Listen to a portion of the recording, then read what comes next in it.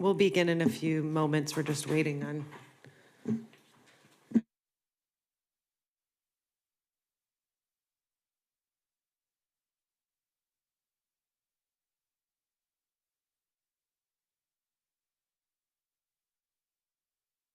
Everybody, and welcome to the City of Boynton Beach City Commission meeting. Today is Tuesday, June 16th, 2026, and the time is now 5:30 p.m. We will turn to interim city clerk for the roll call, please.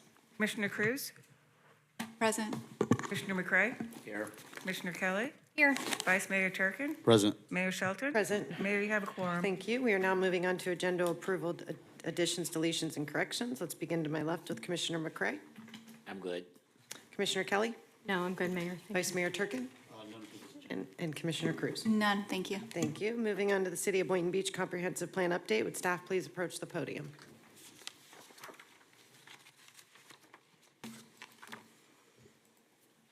Good evening, Tyler Tornies for the record, Planning and Zoning.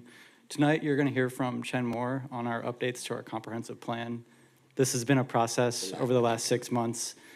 This is our final commission workshop, so we're looking to receive just the go-ahead to transmit to the state, which you will be, if you're good, be approving at the first reading in July.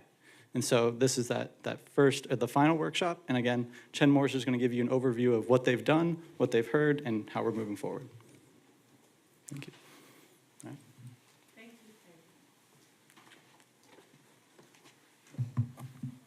you. Good afternoon, Good afternoon. Madam Mayor, Vice Mayor, Commissioners.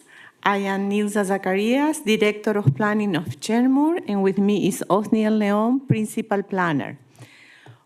We are excited, we are happy to be here conducting this second workshop with the commissioners. We started this process last year in July, and was about updating your comprehensive plan. This is an extremely very important document, and as you know, it has three distinctive parts. The first part is the objectives, the GOPs, goals, objectives, and policies. The second part here is the maps, and then the third part is the data and analysis. The data and analysis supports all the policies and is an aspirational document, and very important because capture the vision and the character of the city. So now I will start. As just mentioned, we started this process in July, and as you can see on the slides, we have several community engagements meetings. The first one was October, then in November, then we have a commissioner workshop in March. I am very sure you have seen this through the process of community engagement. We prepared a survey. The survey had a QR code, and we also attended several community engagement meetings, actually events, public events like the Pirate Fest, like other events, where we engage with the public and we provided this QR code, so we have the survey. So. Part of this document that is in front of you has the summary of the survey, all the questions. Today is the second commission workshop, and then after this, there will be the LPA meeting and the city commission first reading to transmit to the state. This workshop is very important because we want to show you all your comments that we received. It was an amazing workshop that we had in March. We received a lot of comments, so we took notes, and now we updated this document. And now we also are ready to take more notes to prepare the final document. Well, what have we done since March? This is the summary. We basically received a specific direction from the commissions, so we incorporated all the public input. The technical document was updated, and we basically have a document that is ready for you for final review. As I just mentioned before, This document includes a number of chapters and or elements. Those are all the elements and chapters included in your comprehensive plan. Since July, we review those chapters, we updated them, and we also work very, very close with the city staff. And I actually want to take the opportunity to thank the city staff for all their support and feedback. So the last workshop with the commissioner was March 26th. And then these were the directions that we received from you. So at that time, I think the mayor was not present, and also Commissioner McRae. But we received, like I said, several comments, and we updated the plan accordingly.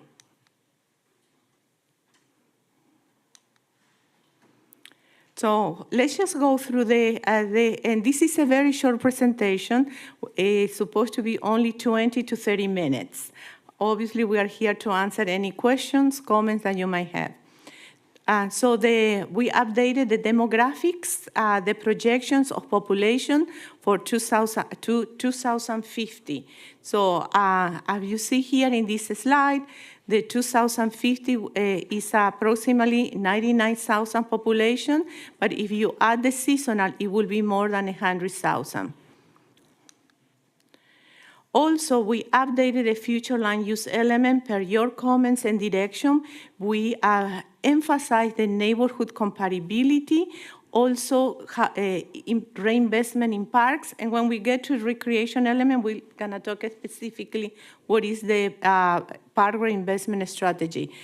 Also, we talk more about the compatibility, the growth and redevelopment, and the support of economic and employment centers.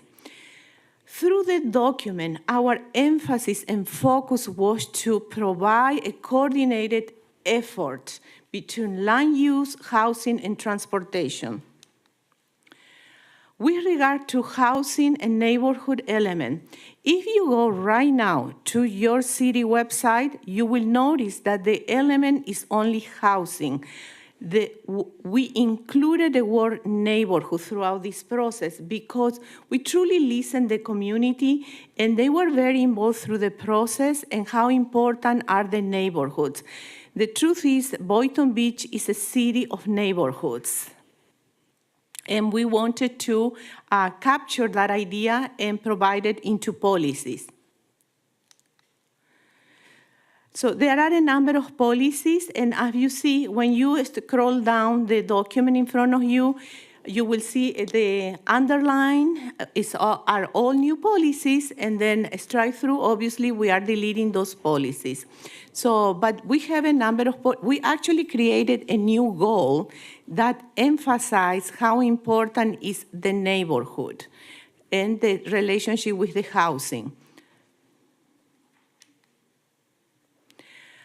Sometimes it's extremely important to talk about what this document does not include.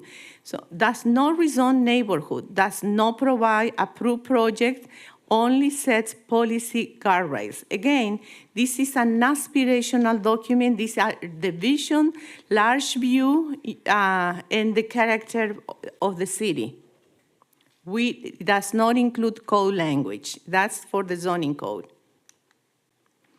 So now, please, Mr. O'Sneill.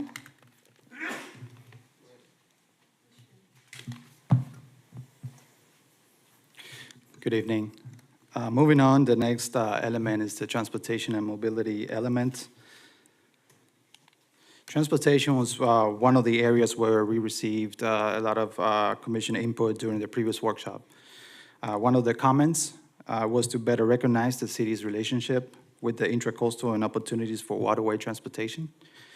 The updated transportation and mobility element incorporates blueways and waterway connections as part of the city's broader mobility network. The element also continues to support multimodal mobility through walking, bicycling, complete streets, transit, and regional coordination.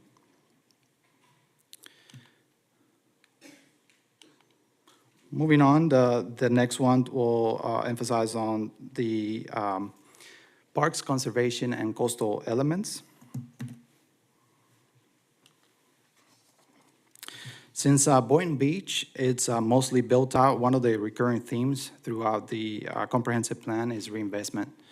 The updated policies emphasize maintaining and enhancing existing parks, improving greenway connections, protecting natural resources, and continuing responsible coastal management. Rather than only focusing on requiring new facilities, the plan focuses on improving existing community assets and quality of life for the city.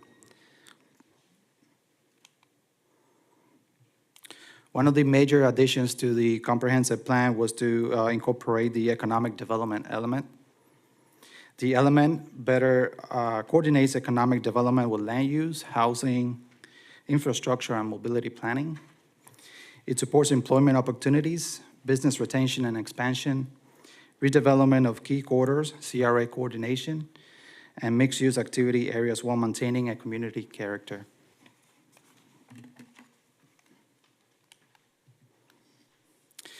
In addition to the policy updates, we also updated the technical foundation that supports the comp plan policies.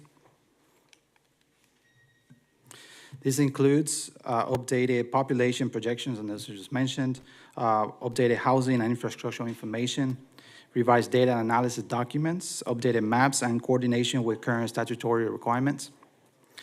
These updates will help ensure the policy decisions are supported by current information. And that leads to an important point regarding the comprehensive plan, what it does and does not do. Just to emphasize, the comp plan that Nilsa just mentioned establishes a long-range policy directions of the city.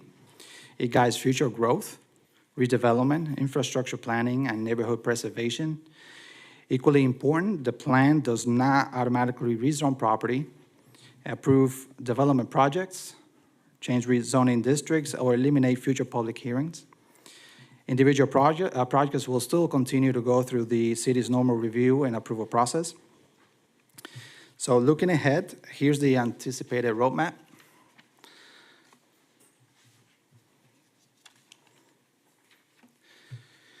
Tonight's workshop provides another opportunity for additional commission direction on what to incorporate. Following tonight, we'll incorporate any final revisions before moving to the local planning agency and the commission first hearing transmittal process. And ultimately, after state review and agencies provide their comments, it will come before you for final adoption. And that concludes my presentation. I'll be happy to answer any questions. Thank you.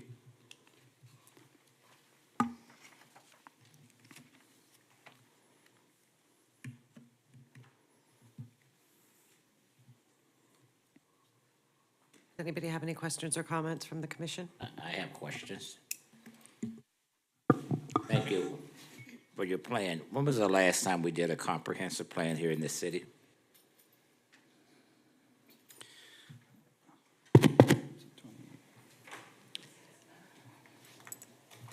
Dan, 16?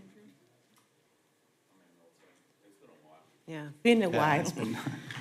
Amanda Radigan, Development Director. A comprehensive update hasn't been done for at least 20, 25 years. We have done small incremental amendments as needed. I noticed when you kept saying the presentation you said we had before, so I'm just saying I see it on the screen. Did you all give binders out to the commissioners? There were links that were sent out to the commission, a SharePoint link with the entire document. Okay. Let me say it another way then. Can I expect to receive Absolutely. a binder? Thank you. My questions, thank you. Vice Mayor? Yeah, I was expecting from the last conversation we had regarding the comprehensive plan that we were going to have like what was updated, a follow through, and what we have in front of us is just a very simple, bland presentation. I understand that you guys sent everything out, but I think it's important to have transparency with the public and then also have these conversations on the dais back and forth. That's why I said I didn't think 30 minutes was going to be enough. So for me, I think I need more time before we finally adopt this thing. So I'd like something a little bit more thorough. Okay, but it's possible that staff misunderstood. The way I understood the next few steps was that we were going to send out the presentation to the board, so the board had time to review it, and then do a briefer conversation here for any last minute things that are caught through the final review. But if we would like to, if we can pivot, if there's something else that we feel is needed or required, we can do that. Yeah, my big thing is just the follow-through from what we had discussed to be advertised, or at least shown publicly, I think was my big thing. That way, there's no perception or question that what staff provided was followed through from what the commission and the public inputted from the last workshop. That was my whole thing. Okay. But ultimately, that's a decision this dais will make. So there's a couple ways we could do this. It's up to the board. Once we bring it for the first reading or the transmittal hearing, at that time, the entire document is included within the backup, and that is another public hearing. We can publicize the draft comprehensive plan on the website tomorrow morning, so it's available for the public to review as well. And that'll give us time before now in transmittal hearing to have another public hearing and get any last minute things that we want to include within the plan. And then the following steps would be, after that, there's a gap. So if there is anything that comes up, we can pause and make edits. If not, there's a gap between transmittal and final adoption, because that's when the state review happens. Okay. Just before you all go, I would like to get a copy of what was, you all stated, so that I will be brought up to snuff on what is going on. I'm just saying, what was your comments, so that I will say, this is what we decided. Yes, sir. Right now, I can't vote on saying we decided anything, because I don't know what they decided. Yes, sir. We'll get that to you. We can send you a link to the last workshop. I believe it was recorded. Yes. So you'll be able to see what your fellow commissioners' comments were. And then my understanding is you would like a printout. Would anybody else like a printout? We will print it out for everyone. We'll print it out for everyone, make sure it's in your mailboxes, and we will post it on the website so it's also accessible from the public. We'll get that done first thing in the morning. I appreciate that. Thank you. Thank you. Any other comments or questions? Are we just looking for the goals, policies, and objective updates, or all of the associated data? Because if we print everything, it'll probably be 1,000 pages, but if Yeah, it's the goals, policies, and For me, it's objectives. just the follow-up and changes from the last workshop that we did. And Commissioner McCray brings up a good point. I think only 3 of us were here because there were scheduling conflicts.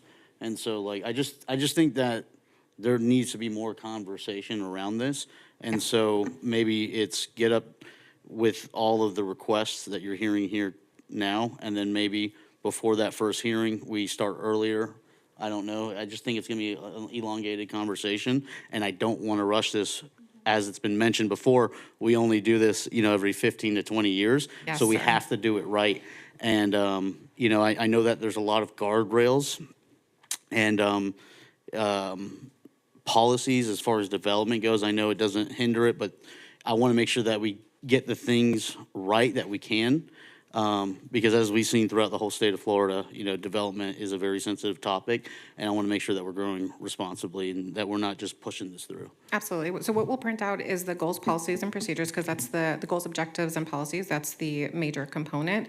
And we'll include a list of any reference materials. And in your review, if there's anything you need more detail, you can reach out to us, and we'll get it to you. Anything that we can easily post and link on the website, we'll do that there as well. That's all I'm requesting. I'm not requesting 1,000 pages. I you know. understand. Quick question to either one of you. Normally in municipalities, how often is this done? Every 10 years? Florida statutes has a specific provision that says that every 7 years, the municipality needs to open the comprehensive plan, see if there are needs changes according to Florida statutes. And some municipalities decide, no, we don't need an update, so it's not mandatory. Okay. Used to be mandatory, but it's not mandatory anymore. Okay, thank you. So we have been doing appraisals every 7 years. However, there's no requirement for a full overhaul. But you can only piecemeal so much before it's not comprehensively looked at. Okay, thank Right, you. see, when I started with the comprehensive plan, it was mandatory Yes. that it was done every 7 years. That's what I'm saying, when was the last time? Yeah, it was that DCA time, that was, Okay, Okay, I'm thank you. sorry I'm ancient up here, but that's all right, okay. Any comments, Commissioner Cruz? Okay. Since this is a workshop, there will not be public comment this evening. Does anyone have any, oh, go ahead. I have a question, just for clarification. You mentioned starting the next meeting earlier. Do you want to do a workshop, or do you want to just start the meeting earlier? I just want to make sure we understand and get it scheduled, so you feel like you've had enough time. I would probably suggest if we can start the meeting earlier and just do the first part, like have this be the first item, if that's possible. That way we can start at 5:30, do this as the first item, and then the regular agenda to follow. It's up to you guys, if you guys are okay with it. Fine by me. I just want to make sure we have sufficient time. Yeah. Yes. Okay. Does 5:30 work for everyone? Okay. Tammy, if you'd note that, we're going to start the next commission meeting at 5:30. If there are no other comments for tonight, do I have a motion to adjourn? So move. Second? We have a motion to adjourn. We have a second. All those in favor say aye. Aye. All those opposed say nay. Motion passes. The regular scheduled city meeting will begin in, how many minutes do we need? 9. 9 minutes, so we will reconvene then. Notice. Oh, yeah, it's 5:51. That wrapped up quickly.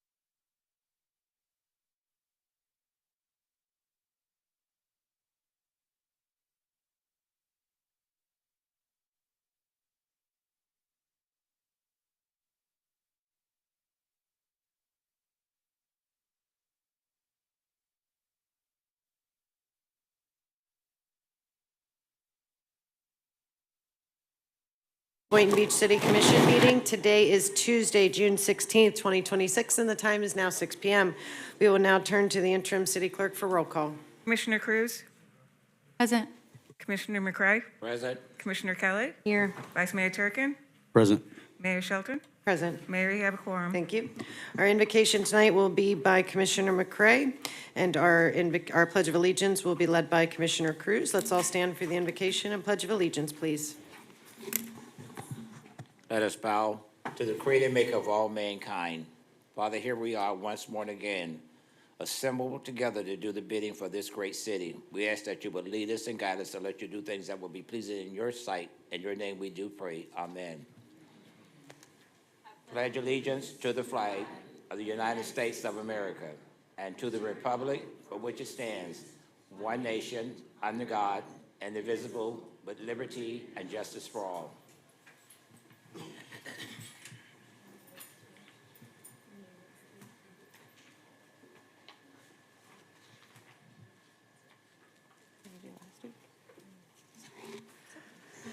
We are now moving on to agenda approval, additions, deletions, and corrections. Let's begin to my right with Commissioner Cruz. None for me, thank you. Vice Mayor Turkin. Yes, I'd like to move up 3E in front of 3A.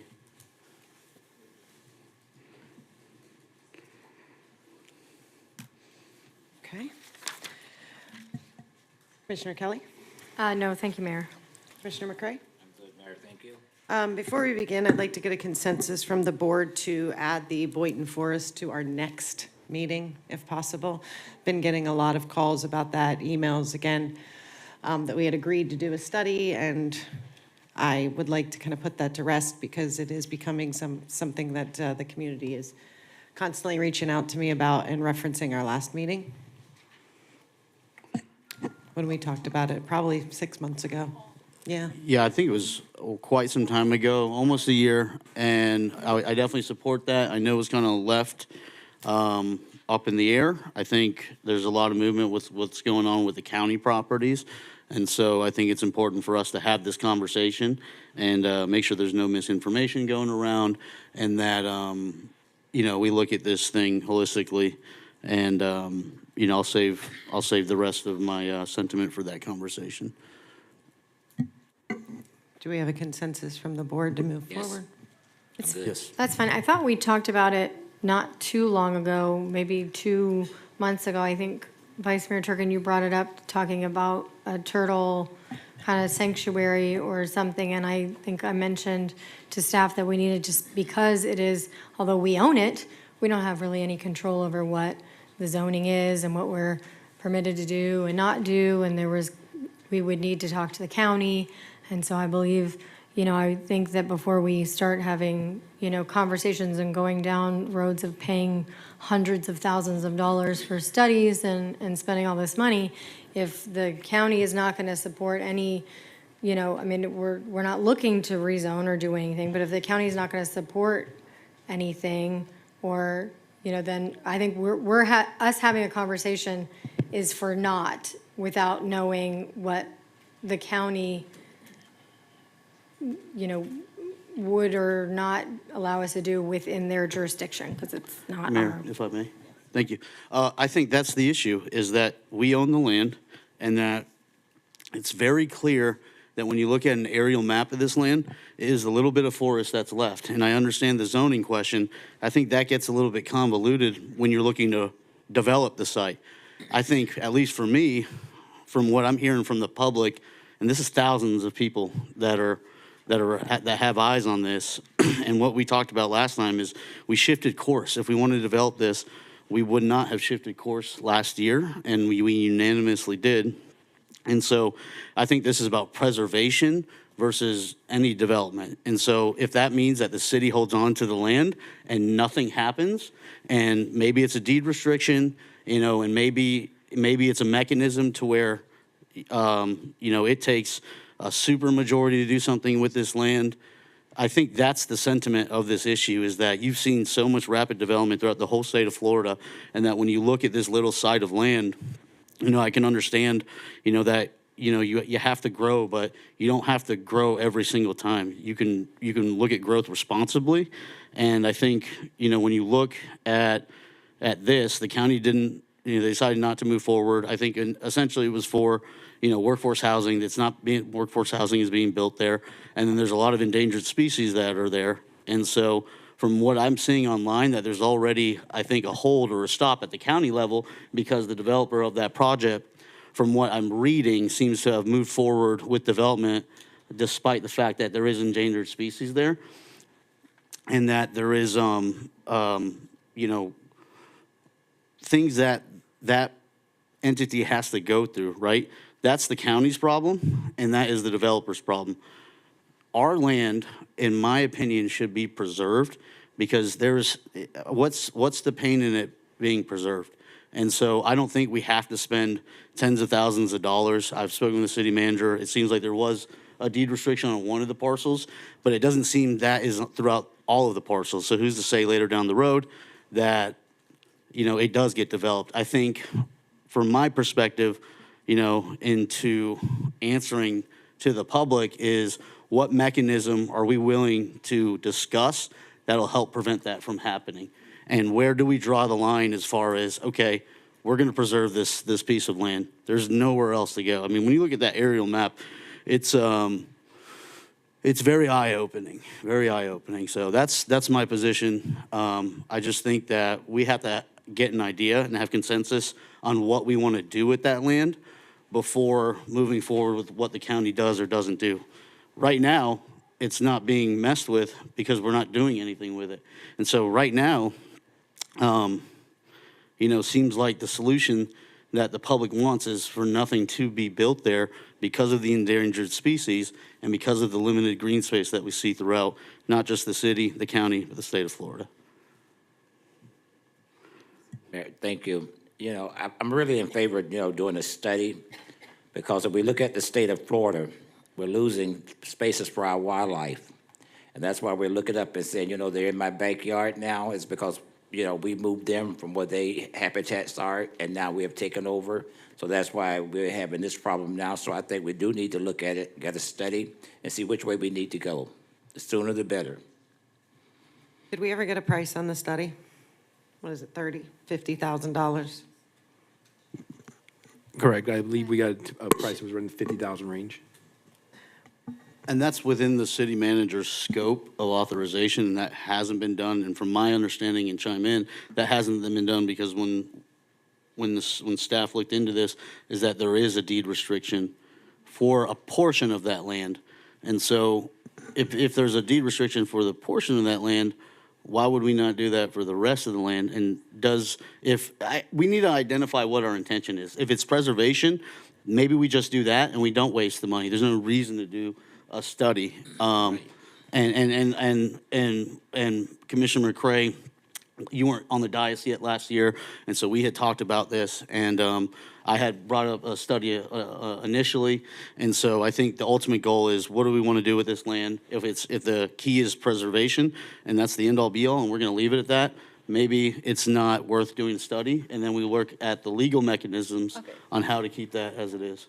Just for the sake of transparency in the public, this is not on the agenda today. If we want to discuss it, maybe we should add it to a future agenda, and then we can have these types of conversations. Yeah, it's not on the agenda. We have consensus to put it on the next agenda. Yes. And anything that legal you can advise us on to Yes. help us maneuver through this so we Of don't, course. we can wrap it up once and for all would be ideal. Okay, thank you. No one else has any other changes? No. Okay. We'll move on to additional items by the Motion to approve. Second. We have a motion, we have a second to approve. All those in favor say aye. Amended? Aye. Yes, as amended. Aye. All those in favor say aye. Aye. Aye. All those opposed say nay. Motion passes. We'll move on to informational items by members of the City Commission. Let's begin on my left, please, with Commissioner McCray. Thank you. I got a chance this month to attend the first Friday event here at the city. Awesome crowd, awesome weather, awesome band.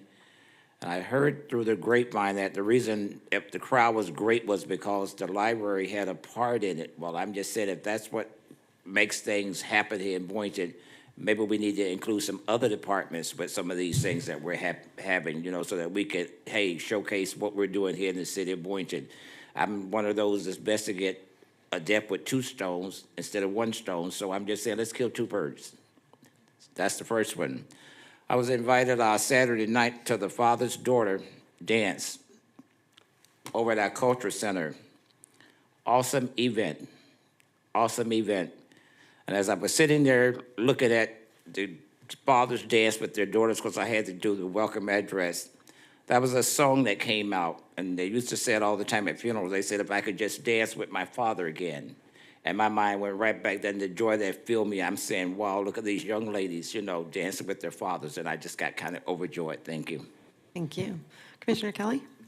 Thank you. I wanted to remind the public that we have a contestant on Chopped Castaways, that she is still in, and they have another episode on tonight. And so we have a Boynton Beach resident who is on that Food Network show.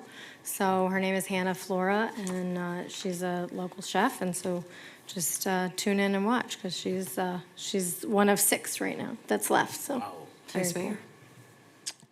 I just want to thank the police department, Chief DeGiulio, and the officers patrolling Forest Park. We've seen a lot of patrol. I've gotten a lot of feedback from the community from those. There he is. Making sure you get your roses, Chief. And a lot of feedback from the community from about Officer Redondo and all the initiatives that the whole watch is doing during that time. And so thank you for that. A lot of improvement. And so thank you for listening to the residents and listening to the board. And then next, I just want to thank Sheila and the marketing team for everything they're doing and highlighting our local businesses, especially the marina. Saw the reels, awesome, great. So thank you for all you guys do. And lastly, I just got to say, this guy's ready for the camera. Commissioner Mac McCray, if you haven't looked at his the city's Facebook or Instagram, I mean, 60 seconds with McCray, I'm subscribed. No problem. It's going to be 60 seconds with all of us. Thank you. It was good. It was really good. So good job, Sheila and her team. Commissioner Cruz? Not for me, thank you. Thank you. Moving on to city announcements. Oh, no, we want to move you up to 3E. So since you pulled it, go ahead. Thank you. So I have a proclamation for Family, Faith, and Community Month. Whereas strong families, shared values, and a spirit of service contribute to the health, stability, and prosperity of our community. And parents, grandparents, guardians, mentors, and other positive role models play an essential role in guiding future generations through love, support, responsibility, and encouragement. And whereas fathers and mothers provide a unique and meaningful influence in the lives of children and families, helping foster confidence, resilience, and strong character. And whereas community organizations, volunteers, and residents who dedicate their time helping others strengthen the bonds that unite our neighborhoods and improve the quality of life for all. And whereas spending meaningful time together, serving others, and promoting values such as compassion, respect, integrity, and personal responsibility help build safer, stronger, and more connected communities. Whereas the City of Boynton Beach recognizes the importance of supporting families, encouraging civic engagement, and fostering a sense of belonging among residents of all backgrounds and beliefs. I, Thomas Herkin, Vice Mayor of the City of Boynton Beach, Florida, do hereby proclaim the month of June 2026 as Faith, Family, and Community Month. And I'd like to present this to the Cerubi family. So little backdrop. So JT and Sarah Cerubi, they met at Two Georges. If I'm wrong, correct me. And I met them over a decade ago through the animal health industry. And I've watched them get married, start a family, and now they have 3 beautiful boys. And I'd like to present this proclamation to them. Thanks for, also, JT has invested in the city, started a business here, kept his business here, and has doubled down on Boynton Beach for raising his family. So please join me in a round of applause for them.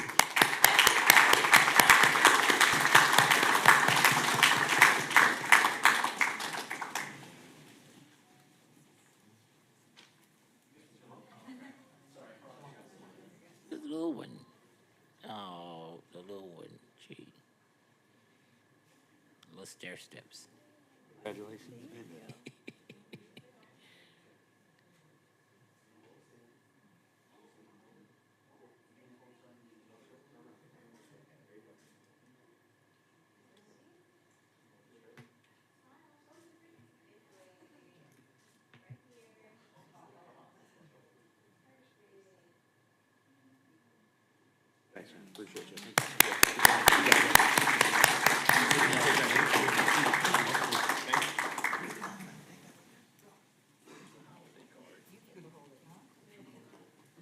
Moving on to city announcements, would staff please approach the podium?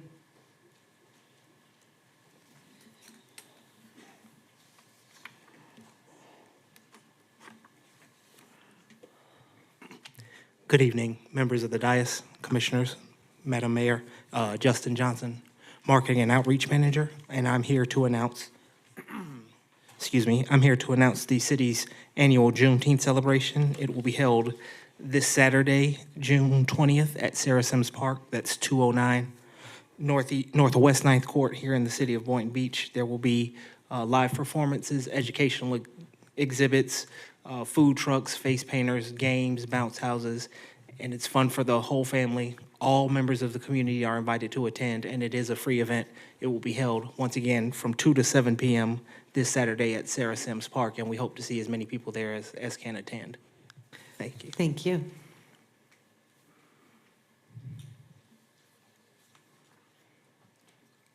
Good evening, Mayor, Vice Mayor, Commissioners, and members on the dais. I'm Poonam Kalkat. I'm the Utilities Director. I think we're going a little bit out of order, but just wanted to talk about the announcement for citywide free chlorine flush. We do that every 6 months to make sure that we are maintaining our infrastructure for drinking water distribution. And as we switch from what we do usually, which is chloramine disinfection, to chlorine disinfection, and so the public will notice a little bit of change in odor and taste of the water during that time. It's a 3-week period that we do, July 9th to July 30th.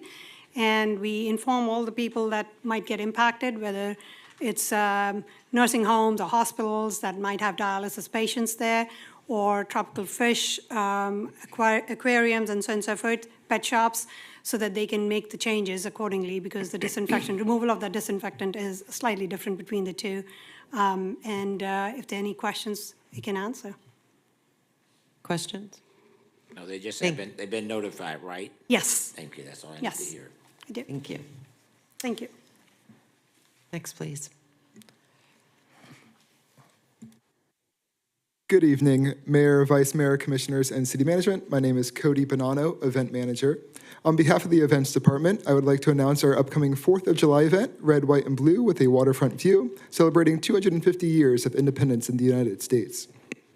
This free, family-friendly event at Intracoastal Park begins at 4 p.m. on Saturday, July 4th, where we will have live music from 2 talented bands, a memory walk showcasing the history of Boynton Beach, carnival games and rides, including a Ferris wheel, and of course, ending the night with a fireworks show over the water from 9 to 9:30, concluding the event. Parking and shuttle services will be available at Azell Hester Community Center, St. John Missionary Baptist Church, First Baptist Church of Boynton Beach, and the City Hall employee lot. We hope to see you out there enjoying the entertainment and activities putting together as we celebrate this huge milestone over the past 250 years. Just also noting that this is a different parking location compared to the years before.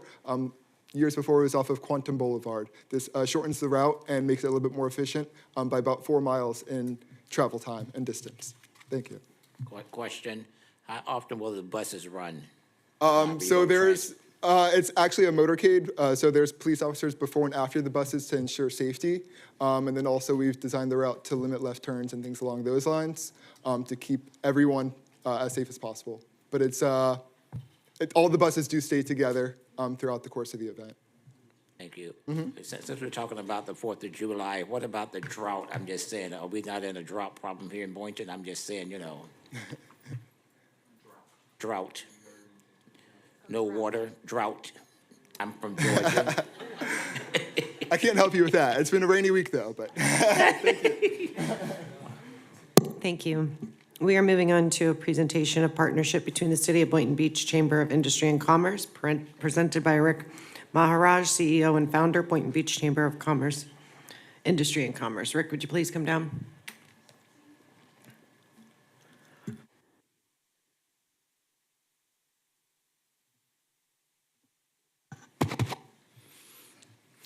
Good evening, Mayor, Vice Mayor, Commissioners, City Manager, staff, and fellow residents.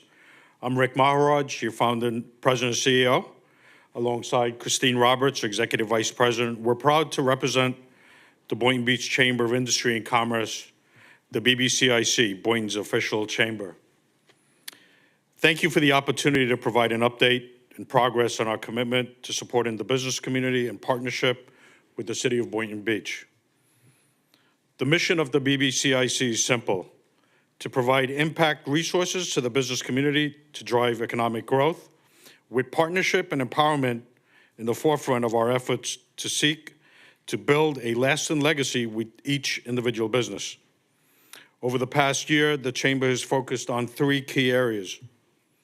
First, business growth and networking. We continue to bring together entrepreneurs, small businesses, nonprofits, corporate leaders through the networking events, educational programs, and strategic partnerships. These connections help local businesses build relationships, generate referrals, and expand their presence within our city. Second, community engagement. The Chamber is committed to being more than a business organization. We actively encourage volunteerism, community involvement, and partnerships that improve the quality of life in Boynton Beach throughout our ambassadors, members, community partners. We work to create opportunities that connect business leaders with meaningful community initiatives. Third, advocacy and collaboration. One of the most important roles of any chamber is serving as a bridge between the business community and local government. We appreciate the city's willingness to engage with businesses and listen to their concerns. Our goal is to continue fostering productive conversations that support responsible economic development while preserving the character and values that make Boynton Beach special. As we look ahead, the Chamber is focused on expanding membership, increasing business participation, developing leadership opportunities, and creating programs that support both established business and emerging entrepreneurs. We're also working to strengthen partnerships with the city, educational institutions, nonprofit organizations, and community stakeholders to ensure we're building a stronger future together. We'd like again to recognize and thank our mayor, commissioners, city manager, staff, and all of our community partners for their dedication to Boynton Beach. Progress happens when organizations work together toward a common goal, and we look forward to continuing that collaboration. We'll jump into some real-time metrics. 200+ members. Corporate and key members include Dork Financial and Flagler Credit Union, Palm Beach County Office of Small Business Development, Children's Schoolhouse Museum, the Hampton Inn and Suites, Quantum High School. Some of our signature events include Kickstart Cafe, Power Lunch Collective, Civic Leadership, Health and Wellness Breakfast. That's one of my favorites. That drives about 75 guests at every event, so we're really happy about that. La Vida Boynton, Drive for Success. This one's really special. Adopt a Road. Notable, the only chamber to be part of the City of Boynton Beach's Adopt a Road program. We have collected an estimate of over 653 pounds of trash along the Gateway Corridor. We're also currently running our second back-to-school drive with Poinciana Elementary School. We also have educational programming, including PR, AI, and marketing. 23 dedicated ambassadors that donate their time and talents to the Chamber monthly. So far for 2026, they've logged over 200 hours of time. We're batting an average of 50% open rate on all of our emails. The BBCIC continues committed to being a positive force for economic development, business success, and community engagement throughout Boynton Beach. On behalf of our board of directors, ambassadors, members, and volunteers, thank you for your continued partnership. We look forward to working together to making Boynton Beach an even better place to live, work, play, and do business. Thank you and have a wonderful evening. Thank you very much.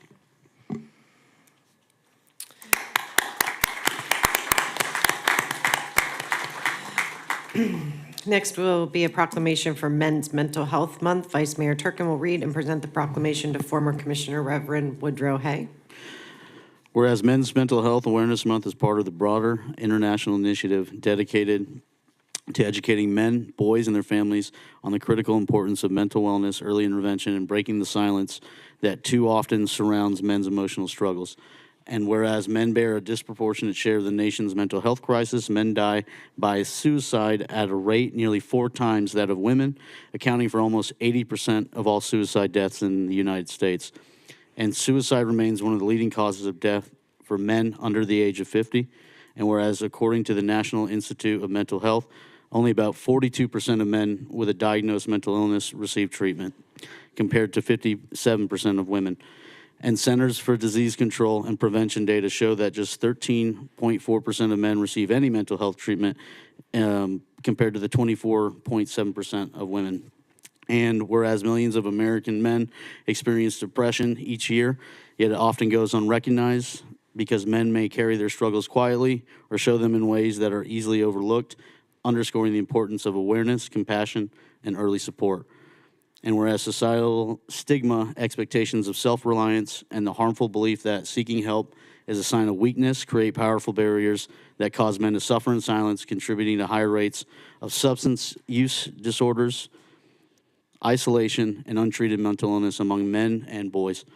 And whereas the Men's Mental Health Network's 2026 theme, Partners in Care, Advancing Men's Health Through Connection, Education, and Advocacy Across the Lifespan, reminds us that care is relational and that men's mental health outcomes improve when supported by empathy, education, and genuine community connection.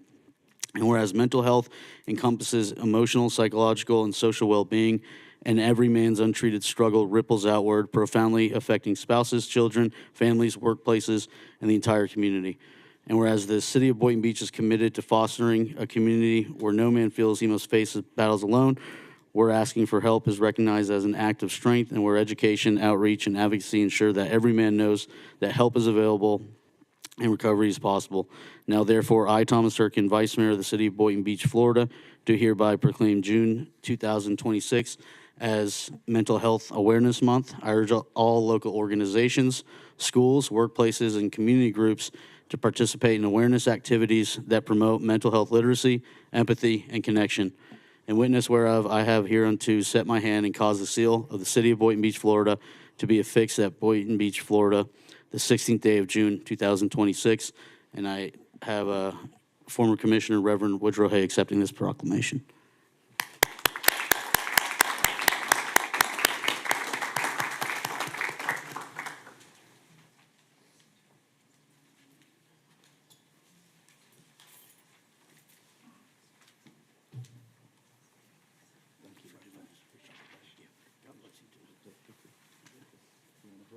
Yeah, let's talk. It's been a while. You want to say anything? Yeah, go ahead. Okay. I'm going to give this to you. Okay, thank you.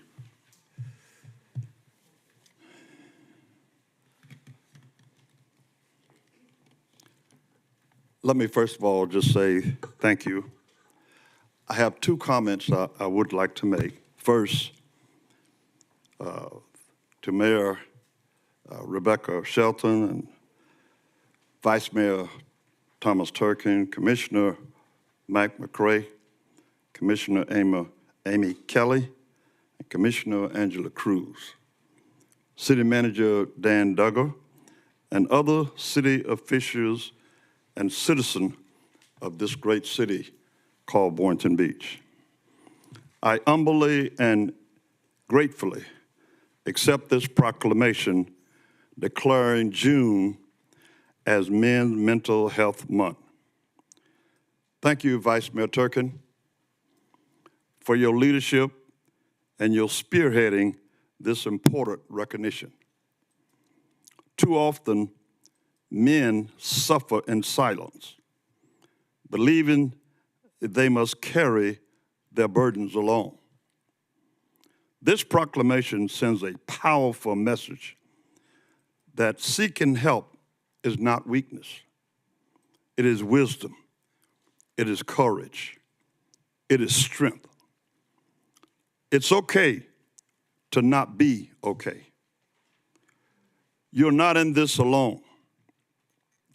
On behalf of all men in our community, especially fathers, grandfathers, veterans, first responders, and young men who may be struggling.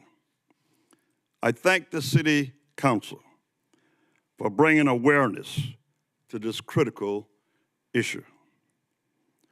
Let us stop sweeping this issue under the carpet. Together, let us continue to remove the stigma, encourage conversation, and remind every man that his life matters, his voice matters, and his mental health matters.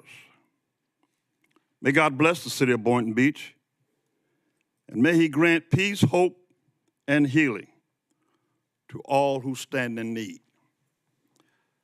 The second point I'd like to make quickly is just an FYI, as I want to share this with you.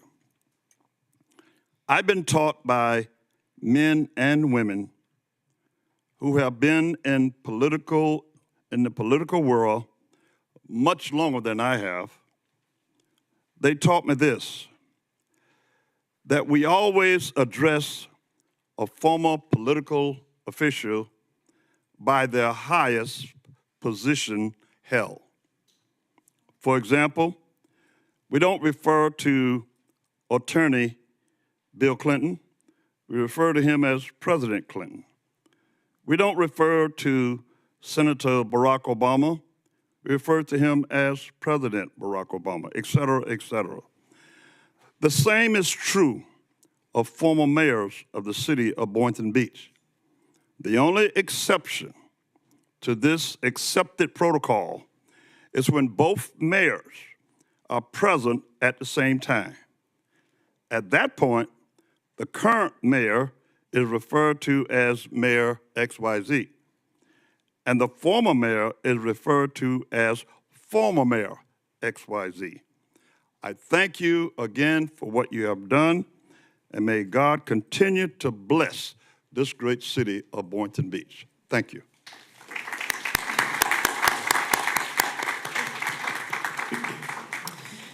We are now moving on to public audience. As always, it is 3 minutes per person. It's non-transferable, and this is not a Q&A. Same rules always apply. The speaker must address the commission as a whole and not any individual or anyone in the audience. Insults, personal attacks, and disruptions are not permitted, and you'll be asked to leave should you violate these rules. We have concluded those in person. We will then move on to online. If you want to speak, please line up at both podiums so we can keep things moving. So if you want to speak, now's the time to line up on either side. We'll start with you, Ms. Oyer.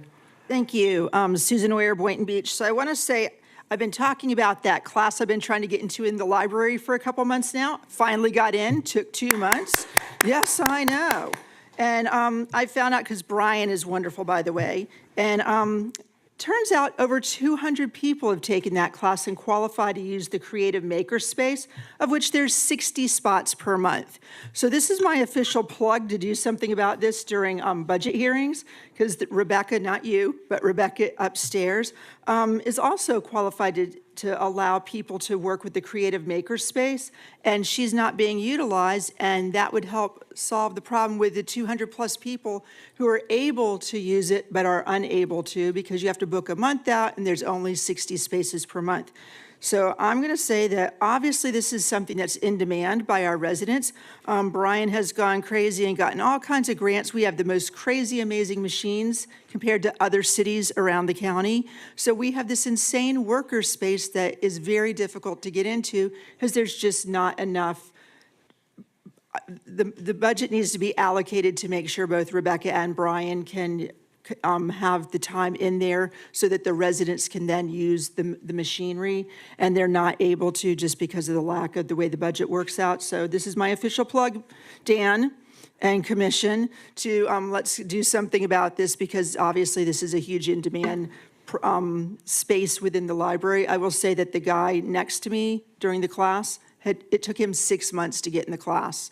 So this is amazing, and we have this, and no other city does. So please, let's resolve this during budget time. And I know that's right around the corner. Thank you. Thank you. Next, please, on the left. Everybody, good evening. My name's Jane Justice, and I'm here to speak in favor of reducing the tax burden on the all the residents in Palm Beach County. And I think that's a good thing for mental health, actually. For years, the property values have continued to rise, and as those values increase, the government revenues have certainly increased, really. And even when the millage rates are the same, that many homeowners are still paying significantly higher with their HOAs, their property assessments, and you name it. The FP&L is going to get us. I mean, every day you turn around, it's something else. So the people of this county are really struggling. That's the senior citizens, that's the single mothers, that's the families, and the veterans are struggling. And so the higher utility bills I mentioned, increasing food prices, outrageous inflation, gas prices impacting everybody every day. So at some point, the government must recognize that the taxpayers have reached their limit, and I think they have. Every dollar collected in taxes is a dollar that a family cannot spend on groceries, medication. By the way, that's really crazy too now, okay? Home repairs, saving for retirement, forget about that one now. Government should be asking a simple question: how can I help the taxpayers with the money here? You know, we can reduce the spending rather than how much can we collect. I believe Palm Beach County should begin identifying unnecessary spending, duplicating programs, excessive administrative costs, and projects that are not essential to public safety or core services. Taxpayers deserve transparency, accountability. Before asking residents to pay more, government should demonstrate that every existing dollar is being spent wisely. Many residents feel that taxation has become disconnected from representation, and that I can attest to. They see taxes rising year after year, while the struggle to make ends meet gets harder and harder. Thus the mental health again, if you want to laugh. It's not funny. They want relief. They need relief. They want government to live within its means, as the families are forced to do. Everybody's trying to downsize. And by the way, as a realtor, you know, business is really bad. And I happen to know that Boynton Beach is really out of limits. I wouldn't tell anybody to move here unless they really want to. I don't get involved in that, but 10 seconds. Boynton Beach is pretty high here, so we need to do something about that. I think I got the message out to you, and I think it's a very important one for everybody. Thank you. Next, please. Hello, sorry. Hello, Kim Kelly, Hurricane Alley, 529 East Ocean Avenue. I'm here tonight to clarify a recent article or an interview that I did with WPTV recently. It was on myself, Hurricane Alley, and the redevelopment. The reporter initially asked me my thoughts on redevelopment. I said I was frustrated, as we all have expressed the frustration with the time that we have spent on this project. Lawsuits and blockades, of course, did not help in this progress, which took it all out of our hands.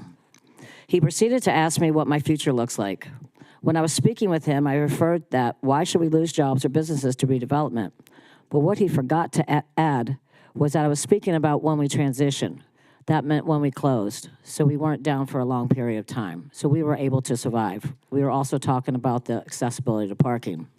Although he turned this around and made it sound like I was not for redevelopment and that the staff and the city did not support me, that could be not more far from the truth.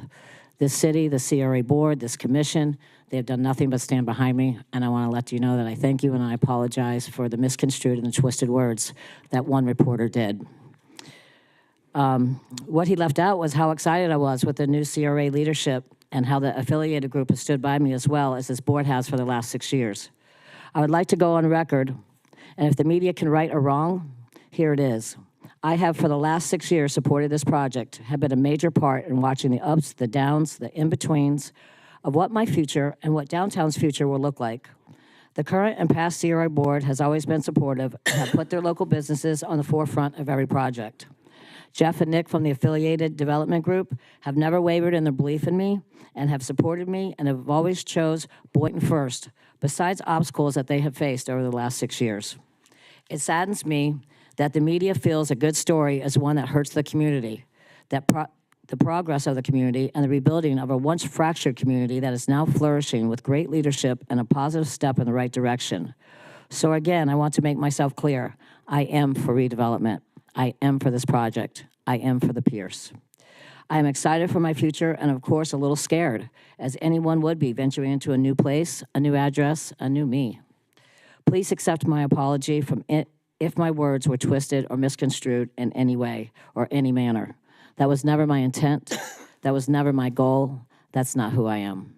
Please accept my apologies, and I hope we can move forward and keep building our great relationship that we have had. And again, I apologize for people that just want to make their name in the paper, and that wasn't me this time. Thank you. Thank you. Next, please.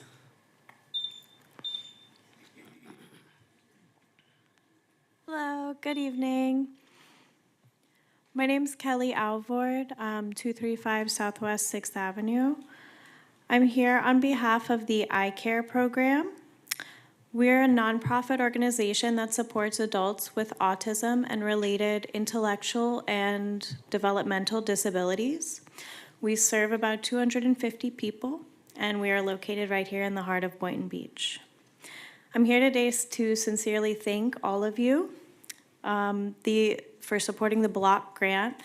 That has covered the pay for most of my position for this year so far, and that's allowed me to be at events like the First Fridays. I've seen Commissioner Cruz there. And, you know, the extravaganza, various outreach events, and vendor fairs where we offer resources for families whose students are aging out of public school. Our nonprofit is the only program like its kind located in Boynton Beach. We specifically serve adults with autism and related disabilities. So we have we've managed to welcome 25 new members since we've received this grant. So thank you very, very much for that. It's all been word of mouth through the community and people seeing what we do and saying they'd like to have that for their family, their loved one. Your support has really helped us to expand our program, which means the world not only to us, but to our participants. We show up, and honestly, I began as a volunteer there, and I was like, this is 95% of my social life, and I've never been happier. It's amazing. You walk in, it's like you're Beyonce. But we do it for them specifically. We're there to make a good time for them, and we're able to do that because of your support. So thank you very, very much. Thank you. Next, please.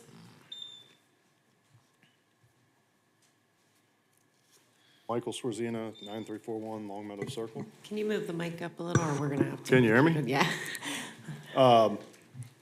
Good afternoon. Thank you, Mayor, Vice Mayor, Commissioners, staff, allowing us the opportunity to speak.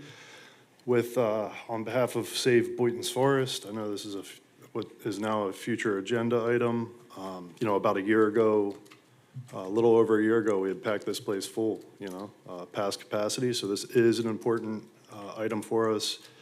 We do have what appears to be more support than we've had. So I do look forward to coming to that next agenda and seeing you guys have that opportunity to preserve this land. I did forward an email to each of you and the city attorney, as well as the assistant city attorney. That information contains some information from the county basically indicating that those parcels all do have the deed restriction. There's only one that's recorded, so I do believe, based on their research, that's just a recording error. So this should be a pretty good opportunity to, forego any more controversy and just preserve the land. So thank you. Thank you so much. Next, please. Evening, Mayor, Commissioner, and members of the community. My name is Angelica Rivera, also known as Angel. I'm proud to say that I am a resident of Boynton Beach, not Boulevard, but I'm also here representing Conviva Care Center, where we are committed to serving and supporting our senior community. Conviva provides primary care services and resources for patients on Medicare, and we understand how important it is for our seniors to have access to quality care, education, and support. close to home. Here in Boynton Beach, we have 3 Conviva locations. We accept most major insurances. And one of the things I'm most proud of is that Conviva doesn't just focus on doctor visits. We also focus on building relationships, connecting seniors to resources, and helping them feel seen, supported, and cared for. We offer same-day appointments, access to providers, on-site services to many of our centers, and the community events that help keeping our seniors engaged and informed. We also have locations that are open on Saturday and Sunday because we know health needs not always are on Monday through Friday. That extra access can make a real difference for seniors and families who need the care, guidance, and support. As a resident and as someone who works closely with seniors in our community, I'm grateful for the opportunity to be part of a city that values connection, care, and service. I look forward to continuing to partner with the community and helping our Boynton Beach seniors get the care they deserve. So thank you very much. I appreciate your help. Thank you. Next, please. Hello, my name is Laura Milligan. I live in Boynton Beach. I live near the Nichols Forest or the Boynton Forest. I want to thank you all so much, as Mike had stated, for considering once again putting it on the agenda for next month. That's June 7th, correct? Agenda. I'm not going to go give the same speech as I did July. I'm sorry, July. Last year, June 3rd of last year, as Mike said, we packed the room. 5 years prior to that was COVID, but we have a lot of people who realize the value of this forest. I appreciate that the city is planting trees throughout, which you know how important the trees are, cool the planet.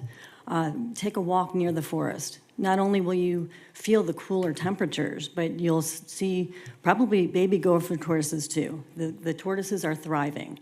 I live right near there. I see it. So we would just love for you to just preserve it once and for all so that we don't have to keep doing this every 2, 5, 10 years, kicking the can down the road when it's just so important, replenishing our water aquifers. As you know, I know years ago the city of Boynton Beach was forcing communities to use reclaimed water for irrigation because the water aquifers are depleting. And I could go on and on about that, and I will spare your time, but I just want to know on my behalf, on a lot of people's behalf, that we thank you so much for truly looking into this and just preserving it once and for all. Thank you so much. Thank you. Next, please. Good evening, Cindy Falco Di Corrado.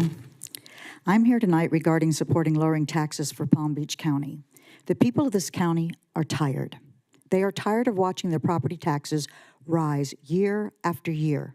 They are tired of being told there is never enough money while government budgets continue to grow.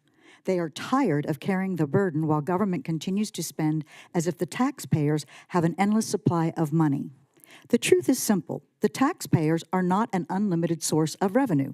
Every year, homeowners face increasing costs. Insurance goes up, utilities goes up, food costs go up, medical expenses go up, yet government continues to take more and more from the people who are working, saving, and struggling to remain in their homes. At some point, government must recognize that enough is enough. The answer is not continue finding new ways to spend money. The answer is to find ways to spend less money. Taxpayers have a right to know where their money is going and whether their expenditures are truly necessary. We need to return to the principles of fiscal responsibility. We need to focus on core government services. We do not need government expanding into areas that create larger budgets while taxpayers struggle to survive. The people are asking for something very reasonable: lower taxes, responsible spending, transparency, and accountability. I urge this commission to stand with the residents of the city of Boynton Beach and Palm Beach County. The money does not belong to the government. It belongs to the people who have earned it. And I had just saw my water bill which has 4 different price ranges on it for TG. I don't know what changes the denominations from $2.81 to $3 and something cents to $4 and something cents to $5 and something, and then there's an other charge on my utility bill. It's out of control, and we had to pay assessments on it as well. But I also want to bring up another thing. Transparency isn't hard. It's simply doing the right thing because it's the right thing to do. When government chooses transparency, it chooses integrity. The truth needs no protection, only transparency. Doing the right thing shouldn't depend on who's watching. Transparency is about accountability. Looks like in action. A government worthy of trust has nothing to fear from transparency. And when citizens are harmed, transparency isn't a favor. It's your duty to stand up and to protect we the people. Thank you. Thank you. Next, please.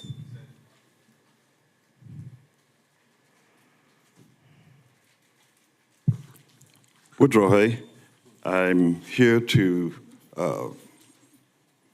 make a few comments. I know it probably fits more in the CRA, but since this council has authority over the CRA, I thought I would mention it now, and I will be back to talk about it a little bit more. And that is what seems to be happening at Boynton Beach, Heart of Boynton apartments. The prices are going up effectively July 1st, and I'm getting calls, and I know there may or may not be anything that you can do, but just consider if there's any way that we can delay it, push it back a little bit, because many of these people are struggling. They struggle just to qualify, okay? And now, I just happen to bring one of the names because he doesn't mind, and his name is Mark Major, Jr. His rent will be going up $400 monthly, and that's a lot for anybody. And I think if we as a city council or whatever can do anything to help, now is the time to do that consideration, to postpone it, get with HUD and see what we can do, if anything. I don't know. But I think we got enough smart people up here. If there's anything that can be done, and including staff, I think we need to move forward. These people are really hurting, and it's just not, everybody is suffering. I know that. But maybe there is something that we can do to push back this tremendous increase in hardship on these people at Heart of Boynton apartments. Thank you. Thank you. Next, please.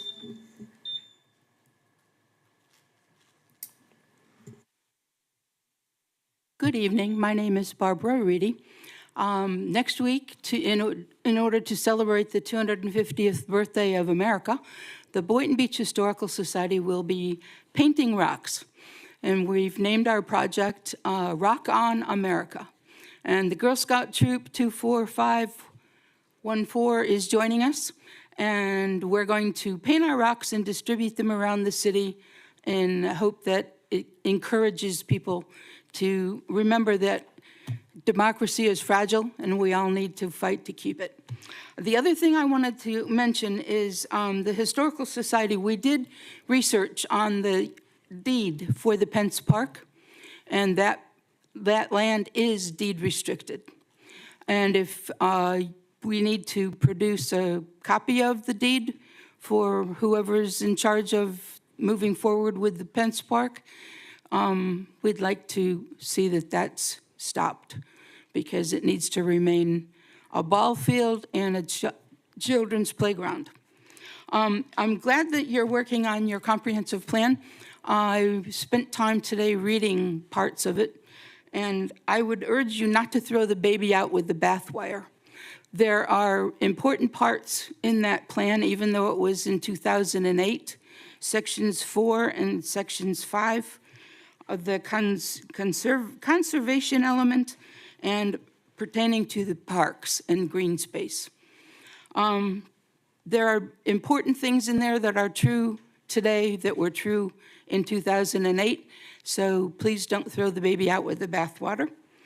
I think that there's things that you can amend, change, update, whatever, but there is some strong information in that comprehensive plan from 2008. Thank you. Thank you. Next, please. I wasn't going to speak tonight. My name is Jim Knight. I live at 740 Havana Drive, Boca Raton. I own property here in Boynton Beach and have for 20-plus years. My son Alex lives right down the street here at 229 Southeast First. And I just wanted to say that 3 people came up to me tonight and said, "What are you doing here tonight?" Doing business in Boynton is a breath of fresh air. And that's what my response was to them. I work in many other communities and the county here as a whole and so forth, and it's very difficult to get things done. And I understand some people are opposed to projects and developments and so forth, and they have a right to. At least the people here at your staff and your department listen, and if it doesn't make sense, they say go back and start over, come back with something new. And it just really is a truly breath of fresh air, and I appreciate it, and keep it up because you're going to run over your neighbors. Thank you. Thank you. Next, please. Good evening, everyone. I am Elizabeth Deviayu. I'm here to represent Man Cave for Men. In honor of Men's Health Month, Man Cave for Men is paying it forward, and we are doing yoga, meditation, and sound healing. So even if you feel you do not have a mental problem, please come out and join us on the beach Friday at 6:30 p.m. We wanted to say thank you from all of you for your support. And because of the CRA in the city, our business is booming.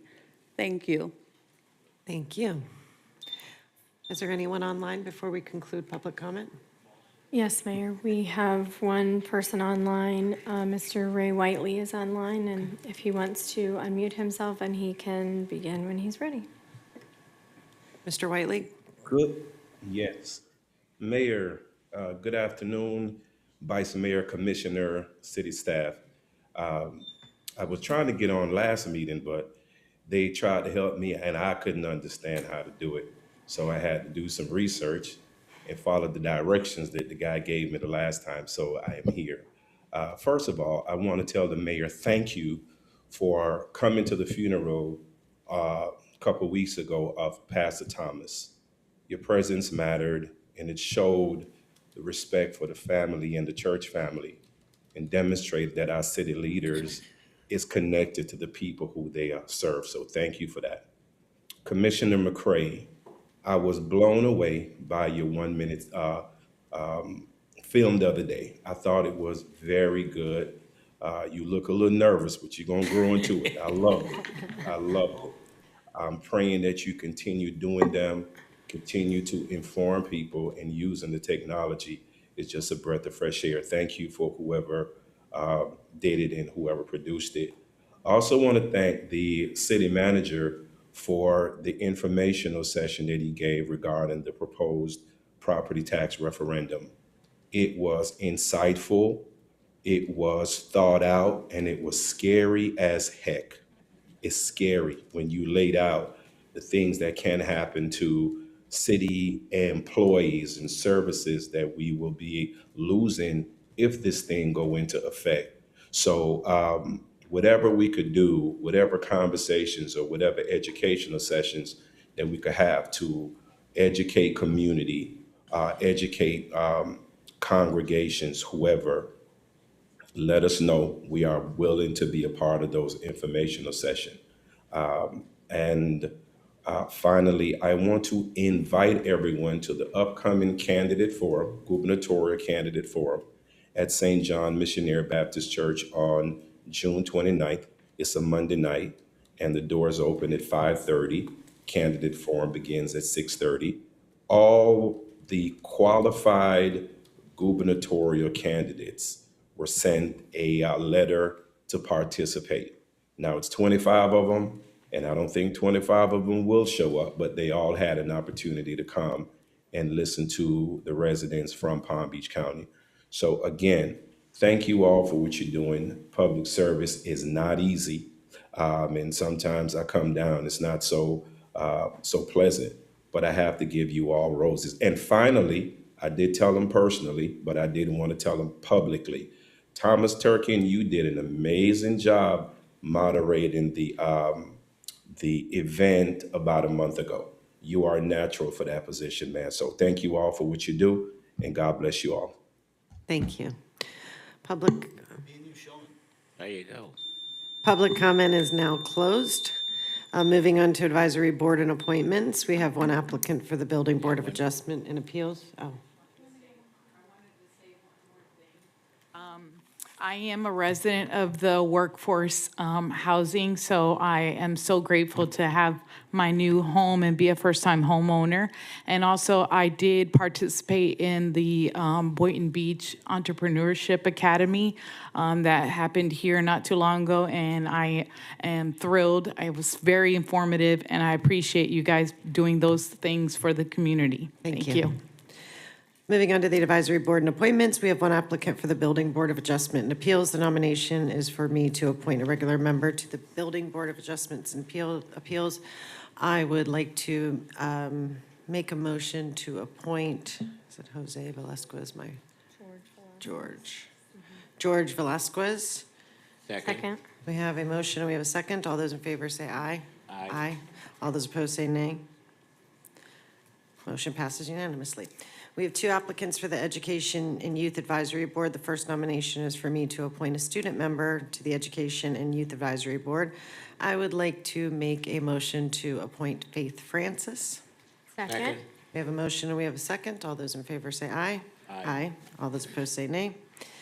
Second nomination goes to Commissioner McCray to appoint a regular member to the Education and Youth Advisory Board.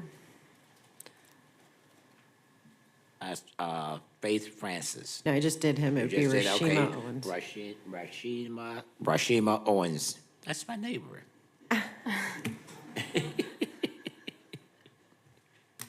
Second. We have a motion and we have a second. All those in favor say aye. Aye. All those opposed say nay. Motion passes. Next, we have one applicant for the Historic Resources Preservation Board. This nomination goes to Commissioner Cruz. Would you like to make a motion? No, I will not. Thank you. Thank you. We would like to table the item for now. Yes. Thank you. Can we have a motion to table, Motion to please? table. Second. We have a motion to table and we have a second. All those in favor say aye.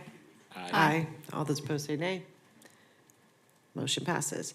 And I would also like to table. I think we're keeping it on the table. Yeah, keep it on the Keep it table. on the table. Okay. There are no applicants for the following boards, but we encourage residents to apply if you're interested. The Art Advisory Board has one regular and one alternate position. The Recreation and Parks Board has one regular and one alternate. And the Senior Advisory Board has one regular and two alternate positions. We'll now be moving on to consent. If my colleagues would like to pull any items from consent. Now let's begin on my right with Commissioner Cruz. None for me. Thank you. Thank you. Vice Mayor Tucker. Nothing, Mayor, thank you. Commissioner Kelly. No, thank you, Mayor. And Commissioner McCray. Nothing. Thank you. Motion to approve? Second. We have a motion to approve consent agenda. We have a second. All those in favor say aye. Aye. All those opposed say nay. Motion passes. We are now moving on to consent bids and purchases. If my colleagues would like to pull any items, let's begin on my left with Commissioner McCray. I'm good, thank you. Commissioner Kelly. Yes, Mayor, I would like to pull 7E, please. Or 7-8, you said? E. E. Okay. Motion to, oh, sorry. Well, Vice Mayor Turkin, do you? And Commissioner Cruz. Nothing for me. Motion to approve the agenda Second. as amended. We have a motion to approve the agenda. We have a second. All those in favor say aye. Aye. Aye. All those opposed say nay. Motion passes. And Commissioner Kelly, could you pull item E? Thank you. Yes, the reason I pulled this item, I'm kind of wanting to see if there's consensus to table this item. We've been just starting our budget conversations with staff. I have some concerns about some budget amendment suggestions going in, having to do with staffing, and I think that approving a $2.3 million contract right now, when we're looking at potentially freezing salaries and wages and contracts and all of that, is not good timing. So my thought would be to either table it until after budget, until we have budget workshops, or even until after November when we know whether our budget moving forward is going to be stable enough to sustain such a purchase. I just think that we have to put personnel over excess equipment at this point. That's my position. Is this equipment or this request ancillary to anything that we're already utilizing that could impact any operations, or is this just something additional we want to look at? Well, item 7E is, 7D was the termination of our contract with Flock for the drone first responder because unfortunately they couldn't deliver the equipment within a reasonable amount of time. So switching to Axon, which is 7E, is basically us purchasing the drone first responders through them. So we did have money allocated for the DFR with Flock already. So this is going to enhance our real-time crime center. And if you guys don't mind, we can go through the presentation just to show how it actually functions with our core activities we currently do in the RTCC. And then we can go a little bit into the financial impact, because the first year of the contract, which is this October 1st, 2026, there is no charge, for lack of a better word. The first payment doesn't kick in until October 1st of 2027. So the fiscal impact wouldn't be until not this upcoming fiscal year, but the following fiscal year. Is the, I mean, I'm okay to hear the presentation. I'm okay to table it either way. I just want to make sure that this isn't a thing where, you know, we're eliminating this and then now we have equipment that's not being utilized because we don't have, you know, a certain program for it. I need more information before I make a decision to cut anything. The last thing I want to do is have something and then not have the tools to make that thing work. It's no different than having an RTCC and not having officers in it. So I'm okay either way. I'm okay to see it now or see it at another different time, doesn't matter to me. Mayor, Yes. thank you. I want to thank you all for coming and giving me the presentation, and I'm okay with looking at the presentation again, but it is needed after what you all showed me, and it won't kick in until October the 1st, 2027, and we're piggybacking off of what we're getting rid of, and I'm in favor of moving forward. I'm just saying, because you're saving lives. I'm just saying, you know, that's a price that you cannot put on saving lives. I'm sorry. I understand your concerns, Commissioner Kelly, and I think they're very responsible, and it makes common sense to wonder what's going to happen in the future, because we don't know what our budget is going to look like come November. We don't know if it's going to pass or not. Chief, thank you for providing me the information. Generally speaking, I'm in favor of this because we do need it. My understanding is that there was a failure from the part of one of the previous contractors, so that's why they needed to bring it back. As long as we can find money in the budget, you know, for this, I would be in support of moving forward with it. And yeah, that's my only concern. Great. Any other comments? No, I mean, I'm okay to move forward. I would like to see the presentation. Absolutely. You guys are okay with that? Have Sergeant Vargas do the presentation. Good evening, Mayor, Vice Mayor, Commissioners. My name is Sergeant Vargas, and I supervise the Real-Time Crime Center. So, what is a drone first responder?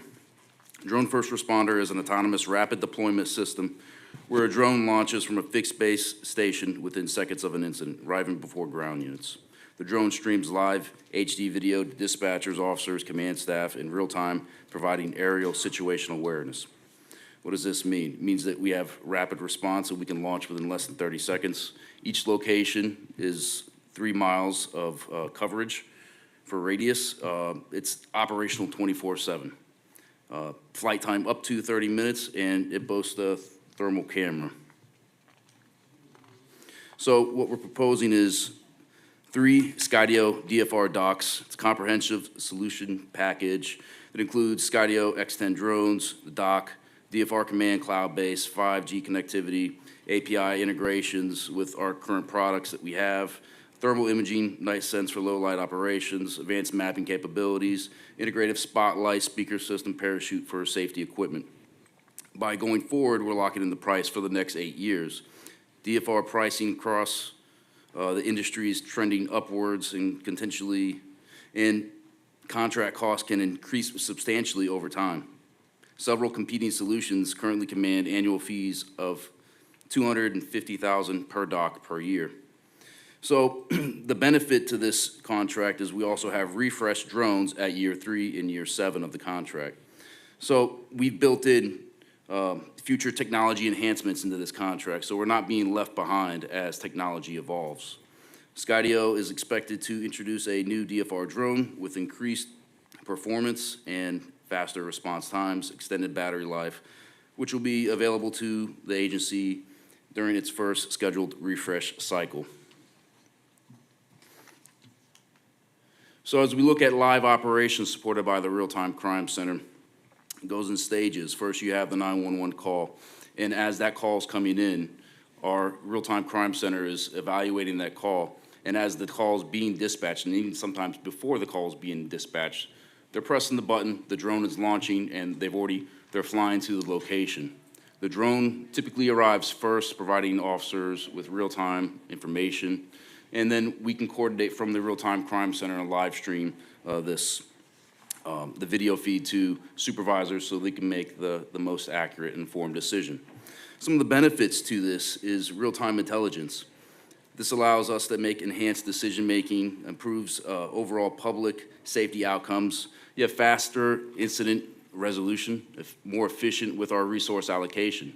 Now, we've already tested this dock out for 2 months in the beginning of the year, and we only had 1 location. And now that doesn't necessarily cover the entire city, and we were conservative with our deployments because we wanted to make sure that we were available for significant calls. And during that time, we were first on scene over 40% of the time. Provided helpful intel to officers and supervisors 88% of the time, and our average time to the scene was less than 90 seconds. We also cleared multiple calls without even dispatching officers, which saves on manpower and allows them to continue to focus on the neighborhoods and patrol those areas that need those areas patrolled. So now we look at DFR beyond public safety. So the expanded use cases, right? The drones are not always going to be in use, and that's why we're going to have a shared use among departments. The building department's purchase of one of the 3 docks represents a shared investment that improves overall program efficiency, expands operational coverage, and increases the value of the DFR deployment. We could use this for building inspections, light studies, disaster recoveries, search and rescue, but also fire and hazmat situations and 3D mapping. As we take a little deeper dive into building inspections, imagine the building department not having to leave their desk and being able to check out projects that they have going on without having to drive over there, conduct inspections that they can later on use that for their projects, and then light studies. You don't have to have somebody driving around the street at 2 o'clock in the morning to see what lights are working, what lights are not working. All this can be programmed into the system, and at a click of a button with one of our drone operators who work night shift can be done, and that can go back to the corresponding units or building department. So you look at disaster recovery.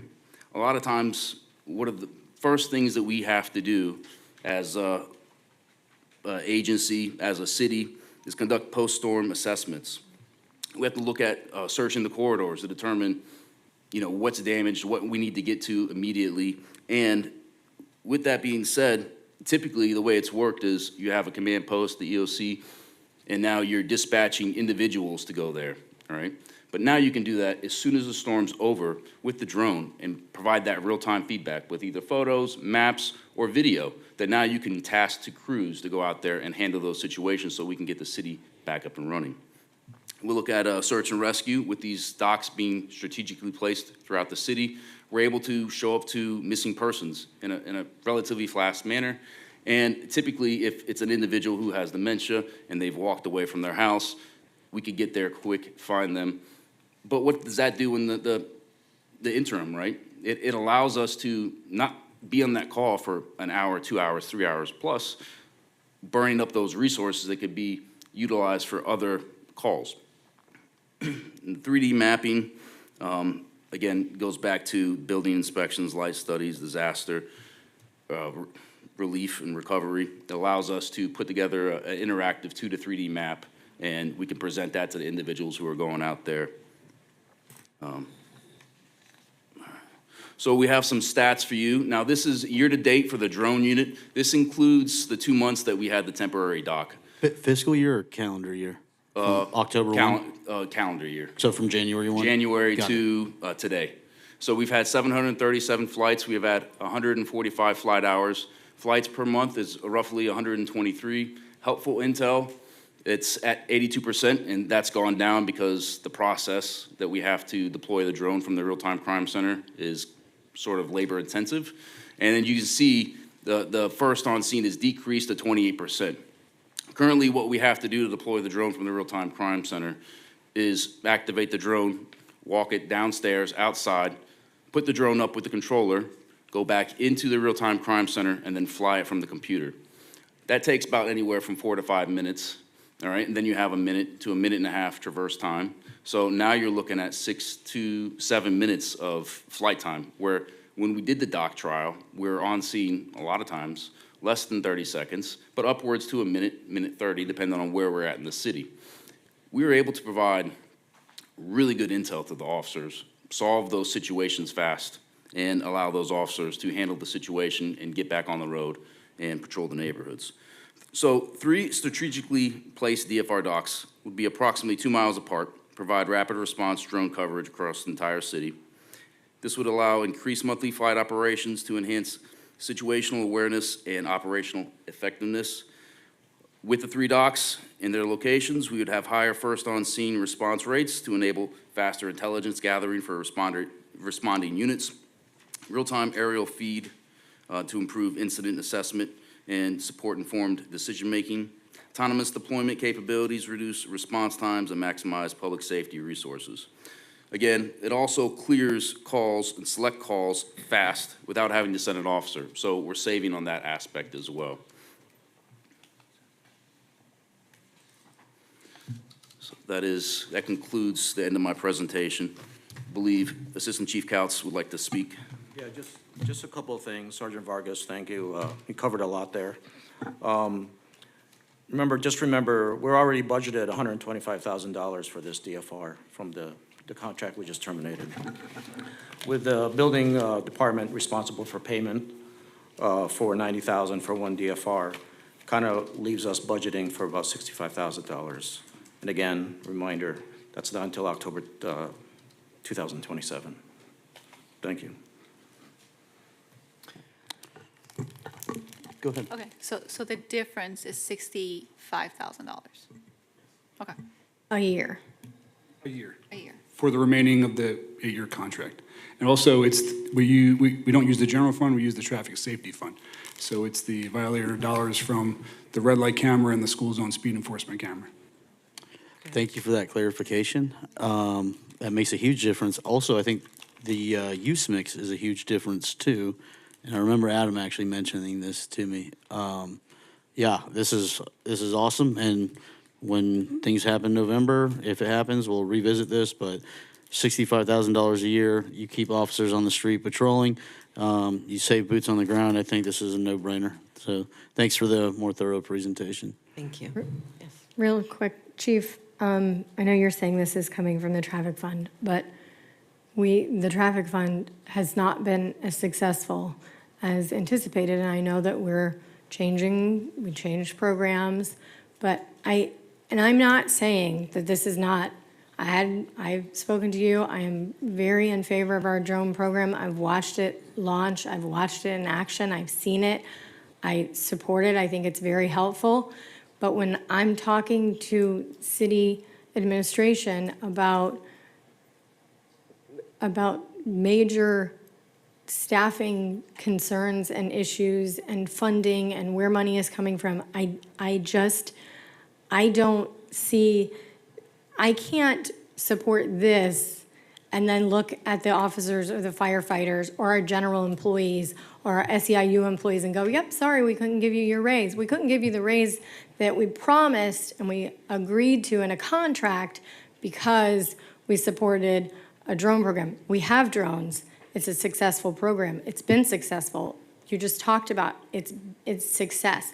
I am not saying I do not support this program. I think that if it comes down to it and we have the money and everything goes as planned, then great.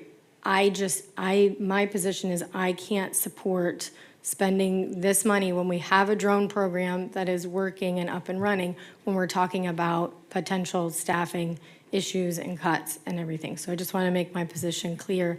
I am very supportive of this program. If we weren't in this position, I wouldn't have even pulled the item. But I have concerns when we're talking about $2.3 million, and that's about what we would be, what we'd be talking about in contract issues and discrepancies. So that's my position, but that's where I stand. Yes, sir. Thank you. Thank you. Chief, you all of us that have cell phones, they go off and say a missing person in the city of Boynton. And, I'm sitting up here tonight, I'm listening to everybody talk about, about staffing and all that stuff. I think, what is coming down for the state of Florida, we are getting all worked up, really kind of like for nothing, because this whole thing is just moving shells around. You all showed me something where you all located a missing person. I was floored by that because I'm just saying the mama did not know where that child was. And my whole take is that you cannot place a dollar sign on a person. I'm sorry. I'm in the business and sitting there crying and stuff. I'm just saying, I am totally in favor of this proposed resolution here.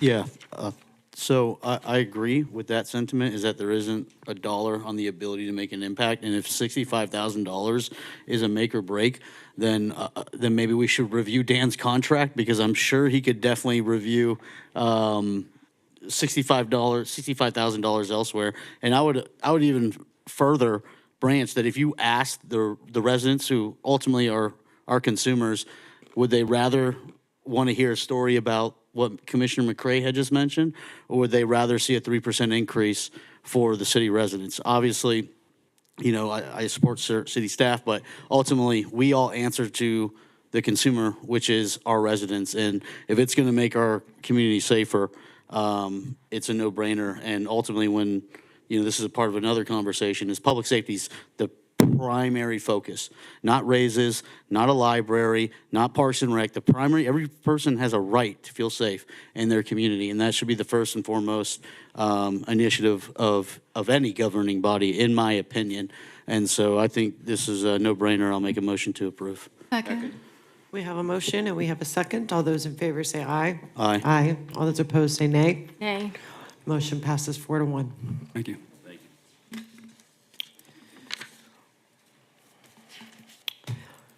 Regarding item 8A, is a public hearing item. Staff? Never mind.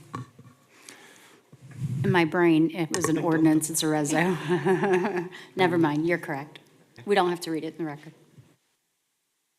Mayor, Ms. Utterback from our Community Redevelopment Agency is here with us this evening, and she's going to briefly cover this item.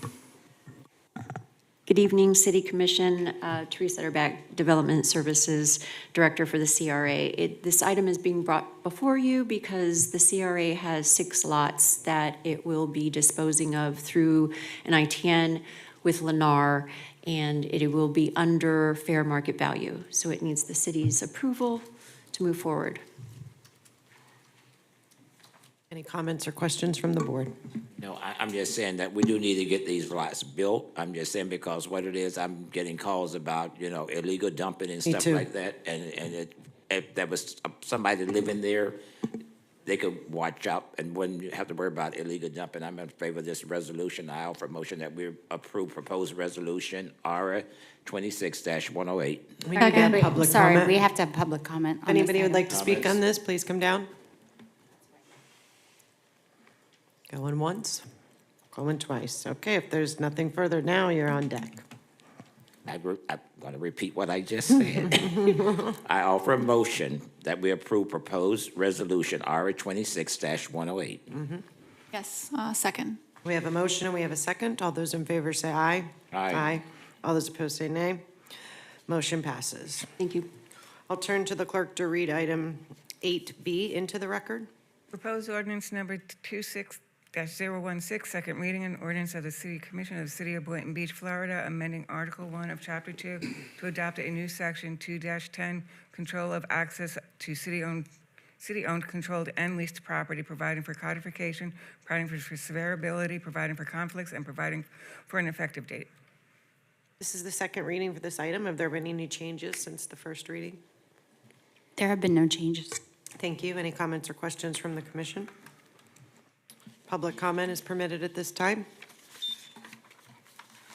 Motion to approve. We have a motion. Do we have a second? Second. We have a motion. We have a second for ordinance number 26-016. All those in favor say aye. Aye.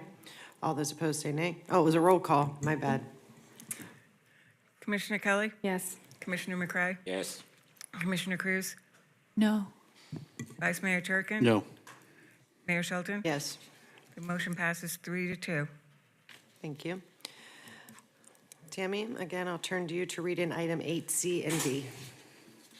Item 8C, proposed ordinance number 26-017, second reading, an ordinance of the City Commission of the City of Boynton Beach, Florida, amending sections 18-55, 18-75, and 18-76 of Chapter 18, Article 2 of the Code of Ordinances to provide for optional participation by the fire chief in the employee's pension plan, providing for codification, providing for severability, providing for conflicts, and providing for an effective date. Item 8D, proposed ordinance number 26-18, second reading, an ordinance of the City Commission of the City of Boynton Beach, Florida, amending Chapter 18, Article 4, pensions for firefighters, creating Section 18-195 of the City Code regarding membership, creating Section 18196 of the City Code regarding optional transfer rights of fire chief, providing for codification, providing for severability, providing for conflicts, and providing for an effective date. This is the second reading for these items. Have there been any changes since the first reading? No changes. Any comments from the commission? Public comment is now permitted. Motion to approve. Second. We have a motion to approve, and we have a second for ordinance number 26-017. All those in favor say aye. Roll call, please. Roll call. Commissioner Kelly? Yes. Commissioner McCray? Yes. Commissioner Cruz? Commissioner Turkin? Yes. I'm sorry, Vice Mayor. Mayor Shelton? Yes. In a roll call, the vote passes 4-1. 4-0. 4-0, I'm sorry, 4-0. We need a motion for the second ordinance that we read, because we did them together, which is 26-17. So move. Second. We have a motion, and we have a second for 26-017. All those in favor say, oh, roll call. 18. Commissioner Eight, Kelly? is it 18 or is it 18? 18, not Yes. 17? Commissioner Kelly? Yes. Commissioner McCray? Yes. Commissioner Cruz? Vice Mayor Turkin? Yes. Mayor Shelton? Yes. In a roll call vote, the vote passes 4-0. Tammy, I'll turn to you to read in item 8E into the record. Proposed ordinance number 26-019, first reading, an ordinance of the City Commission of the City of Boynton Beach, Florida, amending Chapter 3, Article 3, Section 8.E, Downtown Transit-Oriented Development District, overlay to remove the language in regards to density allowance of units 750 square feet or less to count as 1/2 a unit, as well as a general cleanup of the overall article. This is the first reading for this item. Does staff have a presentation? Yes. Good evening, Mayor, Vice Mayor, Commissioners. My name is Yazan Bata with the Planning and Zoning Division. This text amendment, the proposed text amendment, is in regards to density allowance within the Downtown Transit-Oriented Development District overlay, which is shown on the map. It's in the downtown area with a half-a-mile radius from the center. Intent of the overlay was to improve development in the area with some of its features designed to encourage density and emphasize strong interconnectivity throughout the area. Currently, land development regulations allow for maximum density to be based on the underlying zoning district, but within the overlay, units that are 750 square feet or less may be counted as half a unit for density calculations within mixed-use zoning districts. While originally intended to encourage smaller housing options, this provision may unintentionally incentivize development with disproportionate number of small units. Staff finds that it can reduce diversity in housing options or unit sizes and increase residential intensity beyond what is generally anticipated. Removing this provision would promote a more balanced mix of housing types and maintain consistency with the intended density framework. The only remaining option would be for obtaining density allowance would then be through participation in the city's workforce housing program or payment in lieu of. Thank you. Any comments or questions from the commission? Just for clarification, that was like great plan speak, but for the public, can we just get like in layman's terms what that is exactly? Because Yeah, I didn't even sure. understand in the agenda review, and I asked Adam, I'm like, does this mean that there's going to be more density, or is requiring the minimum square footage going to decrease that? And so I know that Commissioner Cruz has brought up this item, something similar, maybe 3 or 4 years ago. And so I just want to make sure this is related to that, and, you know, that we're not making a decision on something that is going to create more density, because I don't think people want that. Amanda Radigan, Development Director. We have great planners here with their planning talk, but the Cliff Notes version of this is that there is a section of the code within the downtown that allows for more density by counting smaller units as half a unit instead of 1 unit. This strikes that out of the code, which now 1 unit will equal 1 unit, which is more consistent with the intent of the comp plan. So this limits density further within the downtown. This was intended originally to naturally incentivize workforce housing. But now I believe that we are at a point where we want people to participate in the workforce housing program. And the direction of this board was to incentivize people to do the payment in lieu of program through the workforce housing program. So the planning response is to eliminate this option. Okay. Public comment is permitted at this time. If there's nothing else, may we have a motion? Just, I guess in layman's Oh. terms, it would be, the smaller units would count as a half, and now they're gonna count as 1, so it's a good thing. Motion to approve. Second. We have a motion to approve. We have a second for ordinance number 26-019. Let's turn for a roll call. Commissioner Kelly? Yes. Commissioner McCray? Yes. Commissioner Cruz? Yes. Vice Mayor Turkin? Yes. Mayor Shelton? Yes. In a roll call vote, the motion passes unanimously. Tammy, I'll come back to you to read in 8F into the record, please. Proposed ordinance 26-020, first reading an ordinance of the City Commission of the City of Boynton Beach, Florida, amending Chapter 4 Site Development Standards, Article 7 External Lighting Standards to amend the relief process to remove language regarding community design relief but keep waiver relief and general cleanup of overall article. This is the first reading. Staff? Good evening again. My name is Yazan Bata, Mayor, Vice Mayor, Commissioners. This text amendment is in regards to the exterior lighting standards. Currently, the land development regulations provide 2 relief processes for the standards. One is a community design appeal application, specifically for community design standards within the article. The other one is a waiver for all other standards within exterior lighting standards. The proposed amendment would remove one, which is the community design appeal. That would streamline and make the process easier for the applicants, for the staff, increasing efficiency for, again, for the applicant and for the staff. Also, staff conducted general cleanup of the article, cleanup items like incorrect references, typos, enhancing language consistency throughout the code for the entire article. Thank you. Any comments or questions from the commission? Public comment will be permitted at this time.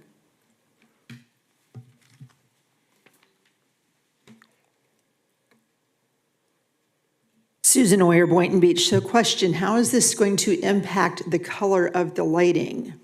Because this came up years ago when I was on planning board and we made sure we put it in the code that you could only use warm white lighting because the cool white lighting has been proven to cause cancer and impacts people's ability to sleep, which then leads to cancer. So I just want to make sure we're not throwing the baby out with the bathwater here and we're keeping proper warm white lighting, which has actually been proven to be beneficial and healthy. So I just want to make sure that's brought to your attention. Thank you.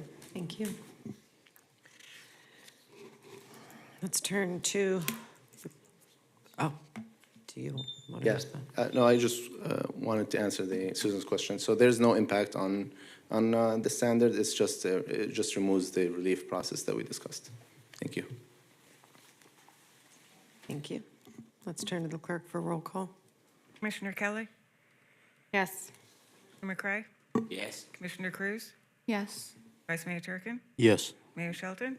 We get Yes. a motion, I would sleep. Did we get a motion? Motion to approve. Second. You know what starts happening this time of night? We have a motion, we have a second. In a roll call vote, the motion passes unanimously. Thank you. Tammy, I will turn to you to read in item 8G. Proposed ordinance number 26-21, first reading, an ordinance of the City Commission of the City of Boynton Beach, Florida, amending Part 3, Chapter 1, Article 2, definitions, and Chapter 3, Article 3, Section 8, overlay zone to add a marine district overlay, providing for codification, conflicts, severability, and effective date. This is the first reading. Staff. Good evening, Commissioners. Tyler Tornese, Planning and Zoning. So this is the proposed code amendment for the Marina District overlay. It is Marina Month here in the city, so it's right on time. To go over briefly how we got to where we are today, staff received direction from the City Commission at the joint City Commission and CRA workshop in November to explore and research developing this overlay. We got right to work, and we gave you an update in January of this year where we stand with that. And we went over, just briefly, we went over where we were going and where we want to be. And so if we look at the roadmap going forward, today, at this hearing, you're going to be hearing the first reading of this ordinance. And then if you pass it, it goes to the July 7th hearing for adoption. Now, what we heard at those first meetings are really important when we try to understand what the overlay is and what it's meant to do. And so at that first meeting, at that joint workshop, we heard that we want to encourage marine uses, we want to attract new businesses, and we want to, most importantly, activate that public waterfront along the Intracoastal. We want to preserve public space. Building onto that, at the January 2020 City Commission meeting, we got a little bit more feedback because we gave you what we were thinking, the preliminary research, what our neighboring municipalities have been doing, and that feedback was we do not want to focus on dense residential development. We want to focus on commercial uses with accessory hospitality and recreational uses that fit. We want height to be limited between 60 to 80 feet.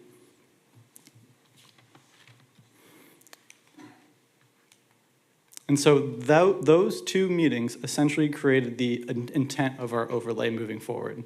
And so that is to boost marine commerce, revitalize with mixed commercial uses, use and encourage flexible, sustainable design, and again, prioritizing that public access. Now, before we get into the more technical details of the overlay, I just want to be very clear about what this overlay is. And again, planner speak, this overlay does not provide density bonuses to residential development. It does not reduce or ease any existing environmental protections or regulations, and it does not automatically rezone or redesignate any parcels today. The overlay does, however, incentivize private investment in public waterfront infrastructure.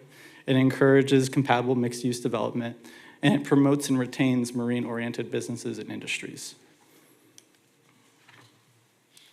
Now, at those previous workshops and city commission meetings, we went over the targeted uses. What is this overlay going to target? What do we want to incentivize in these areas? And so those targeted uses, as we received from feedback from you, were our waterfront restaurants and cafes, marinas and yacht clubs, dry boat storage enclosed, and I'm gonna go into a little bit more detail on what that means in a second, water-based recreation services, so equipment rentals, tours, fishing excursions, you name it, and marine accessory shops. Now, focusing on the dry boat storage for a second here, this will be a new use that we're introducing to our code. The key is that it's enclosed. We're not talking about dry stack storages that are out, invisible for the public to see. All boat storage and how we're writing the code has to be interior to the site and interior to a building and enclosed and screened from public view. So we won't be able to see it. And that's what you see typically of a true dry storage facility in a marina. The boats are unloaded via strong boat lifts and they're taken over to the water, but they're enclosed. They're not out in the open. Now, this is a list of prohibited uses. I don't want to read through all of these, but the idea again is we want to target marine-centered uses with those hospitality and recreation mixed in. We do not want other uses in this area. So now we're delving into more intense planner speak, so I want to keep this as light as possible. The column on the right shows you what the change is from the base code. And again, with this being an overlay, the way the overlay works is that this isn't changing any of the zoning today. It builds on top of the underlying zoning. So right now, what this is changing from the base code is within the overlay, it reduces the max potential height of hotels by 60%. They go from 150 feet to 60 feet within the overlay. It increases the maximum potential height of indoor dry boat storage and marine service buildings by 15 feet in commercial, industrial, and recreational districts, but it caps that height at 60 feet. Now, for setbacks, it's a straightforward reduction for the specific targeted use, and that's 20% reduction of required setbacks. I want you to think about that a little bit when it comes to the intracoastal and the properties that we have along the intracoastal. A lot of them are uniquely shaped lots. A lot of them are very thin. A lot of them already don't have very big setbacks. So what the setback reduction is and why we put it in there is it's to incentivize the type of development that will fit, but also not limit it too much so that we're not getting those uses that we're incentivizing. And then last, for public promenade, this is probably the most important thing, and I think the thing that the commission might be the most excited about is that for new commercial development within the overlay, and this is really one of the impetus from your input, is we're requiring all waterfront development to provide a public waterfront, a public promenade, publicly accessible to the public and deeded to the city, not deeded to the city, an easement to the city. And that's going to be done through the entitlement process, and it will be ultimately under your approval when it comes to the commission. I'm sorry, just Yeah. real quick, for the base code, so that reduces the height from 150 to 60? Yes. Okay. And then, just so I understand, so this wouldn't allow for any residential? No, that's so not what it this prohibits- that's not what this is doing. This doesn't apply to residential zoned Right. properties. Okay. Yeah. Perfect. That it? Yeah, that was it, sorry, thank you. No worries. All right, so for the overlay incentives, these are only going to be applicable to those targeted uses. So again, this doesn't apply to everyone. This is only the uses that we want and that we list in the ordinance. We are providing certain developmental incentives to make that sandbox, that development sandbox, a little bit more friendlier. And those are lot coverage, FAR, and height. And so those vary between our zoning districts. For mixed use, the bonus potential is lower. For all other districts, we open it to all categories. They can get a lot coverage bonus, a FAR bonus, and a height bonus if they provide 3 of these 5 items here. And again, all of these incentives and all of the standards that they're varying from will have to be approved by you. It's under staff's discretion as we're bringing it through the entitlement process, but ultimately you will see this before the city commission when an entitlement project comes before. And then to continue those overlay incentives and kind of hitting back on what I mentioned for these unique sites, they don't have a lot of space entirely. And so we wanted to make an option for parking to be something that they could reduce because it's always going to be a problem. And one of the big items here was a 15% reduction baseline for any targeted uses. That can be stacked for a further 15% if they provide additional public waterfront amenities that build upon the overlay code. They utilize a shared parking agreement, and it utilizes valet services. All that to be said, they have to show us that the site is going to work with whatever parking they're proposing. It has to be approved, I mean, it has to be signed and certified by a licensed engineer, a parking study, or a certified planner that shows us that they are not creating a public nuisance that can't be parked.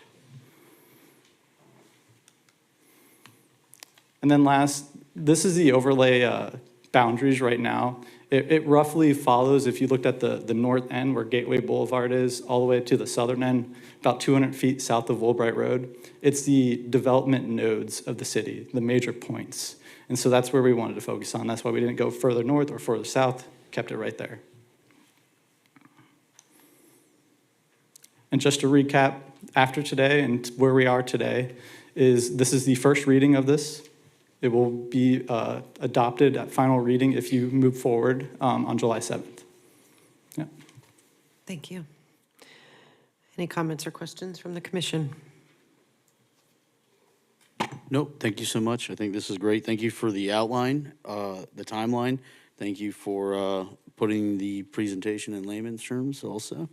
I think, I think this is a great thing, especially with, I like the reference to like providing more like public dockage or slips, whether they're dry or wet slips. That's a big issue here, not just in the city, but in the county. And so I think when we look at, development that will happen far long after this body's here, when we put a focus more on commercial, which this body has unanimously decided, and switch from that residential focus, this is how you prevent, a body that may be, in my opinion, more favorable for residential, which in my opinion is not, the sentiment of the public. This prevents that. And so I think I would say that majority of people who live would much rather see some type of like real waterfront use that you see in other municipalities versus seeing the waterfront just be developed in a bunch of high-rise apartments or rentals. And so, I admire this. I'm in strong support of it.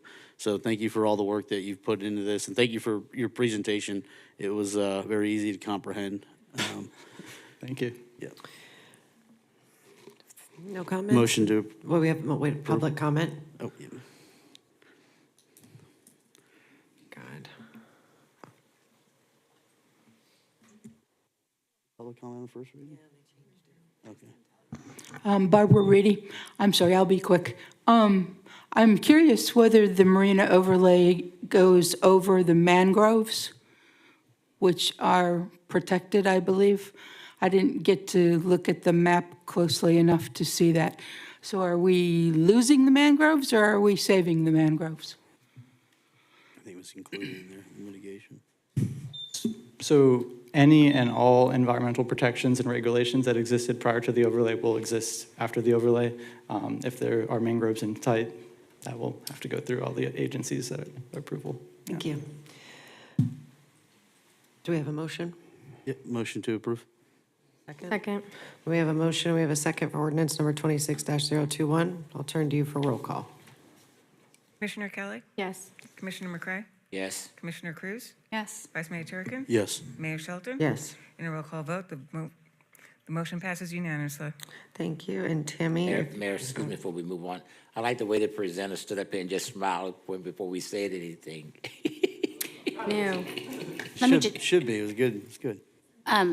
Let me just clarify one thing to the board, and I apologize, this was for the last minute change. So we got rid of the 2 reading rule for our planning items, but in coordination with planning and legal, we thought it would be a benefit to start doing public comment at the first reading, so that if there are any public comments which bring about proposed changes or anything like that, we can then make the changes and then bring you the final product at second reading. So that's what you're seeing today. Makes sense.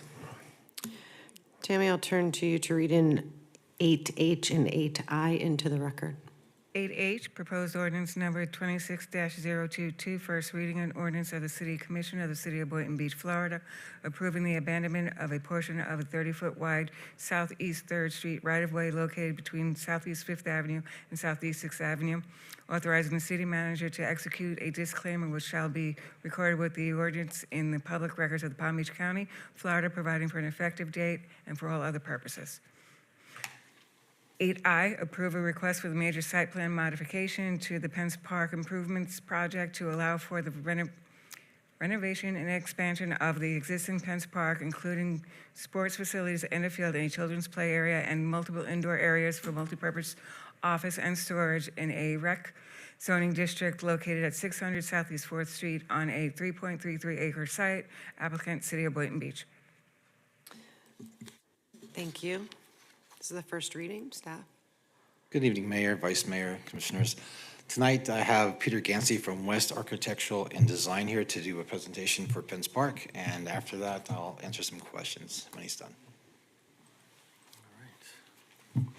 Good evening, Mayor, Vice Mayor, City Commissioners, and City staff. I appreciate the opportunity to present to you Pence Park, and thanks, Kevin, for letting me know last night. So. No pressure. No, I am truly honored. Not only an architect, can you hear me? I'm a father, I have 4 kids. Oh, there we go. All right. Like I was saying, I am truly honored. I am a father. I have 4 kids. All my kids play sports. So I spend a majority of my personal time at ball fields, which allows me to see what works and what doesn't work. And I get to use that opportunity in my professional life and incorporate that into the design of these parks. With Pence, I also have a connection with Pence Park. My oldest son played travel baseball, and they used to use this park as practice field, which 20 years ago, it wasn't in great condition. It still isn't in great condition, so I think this is a great opportunity to renovate it and bring it up to standards of today. I know it's hard to kind of see these pictures, but if you're familiar with the site, there's an existing restroom to the west side along the railroad tracks. There's a basketball court kind of hidden back in the southwest corner. There's a playground tucked behind the existing lift station, and you could see the field gets well used, and it's almost like a dirt field in the middle.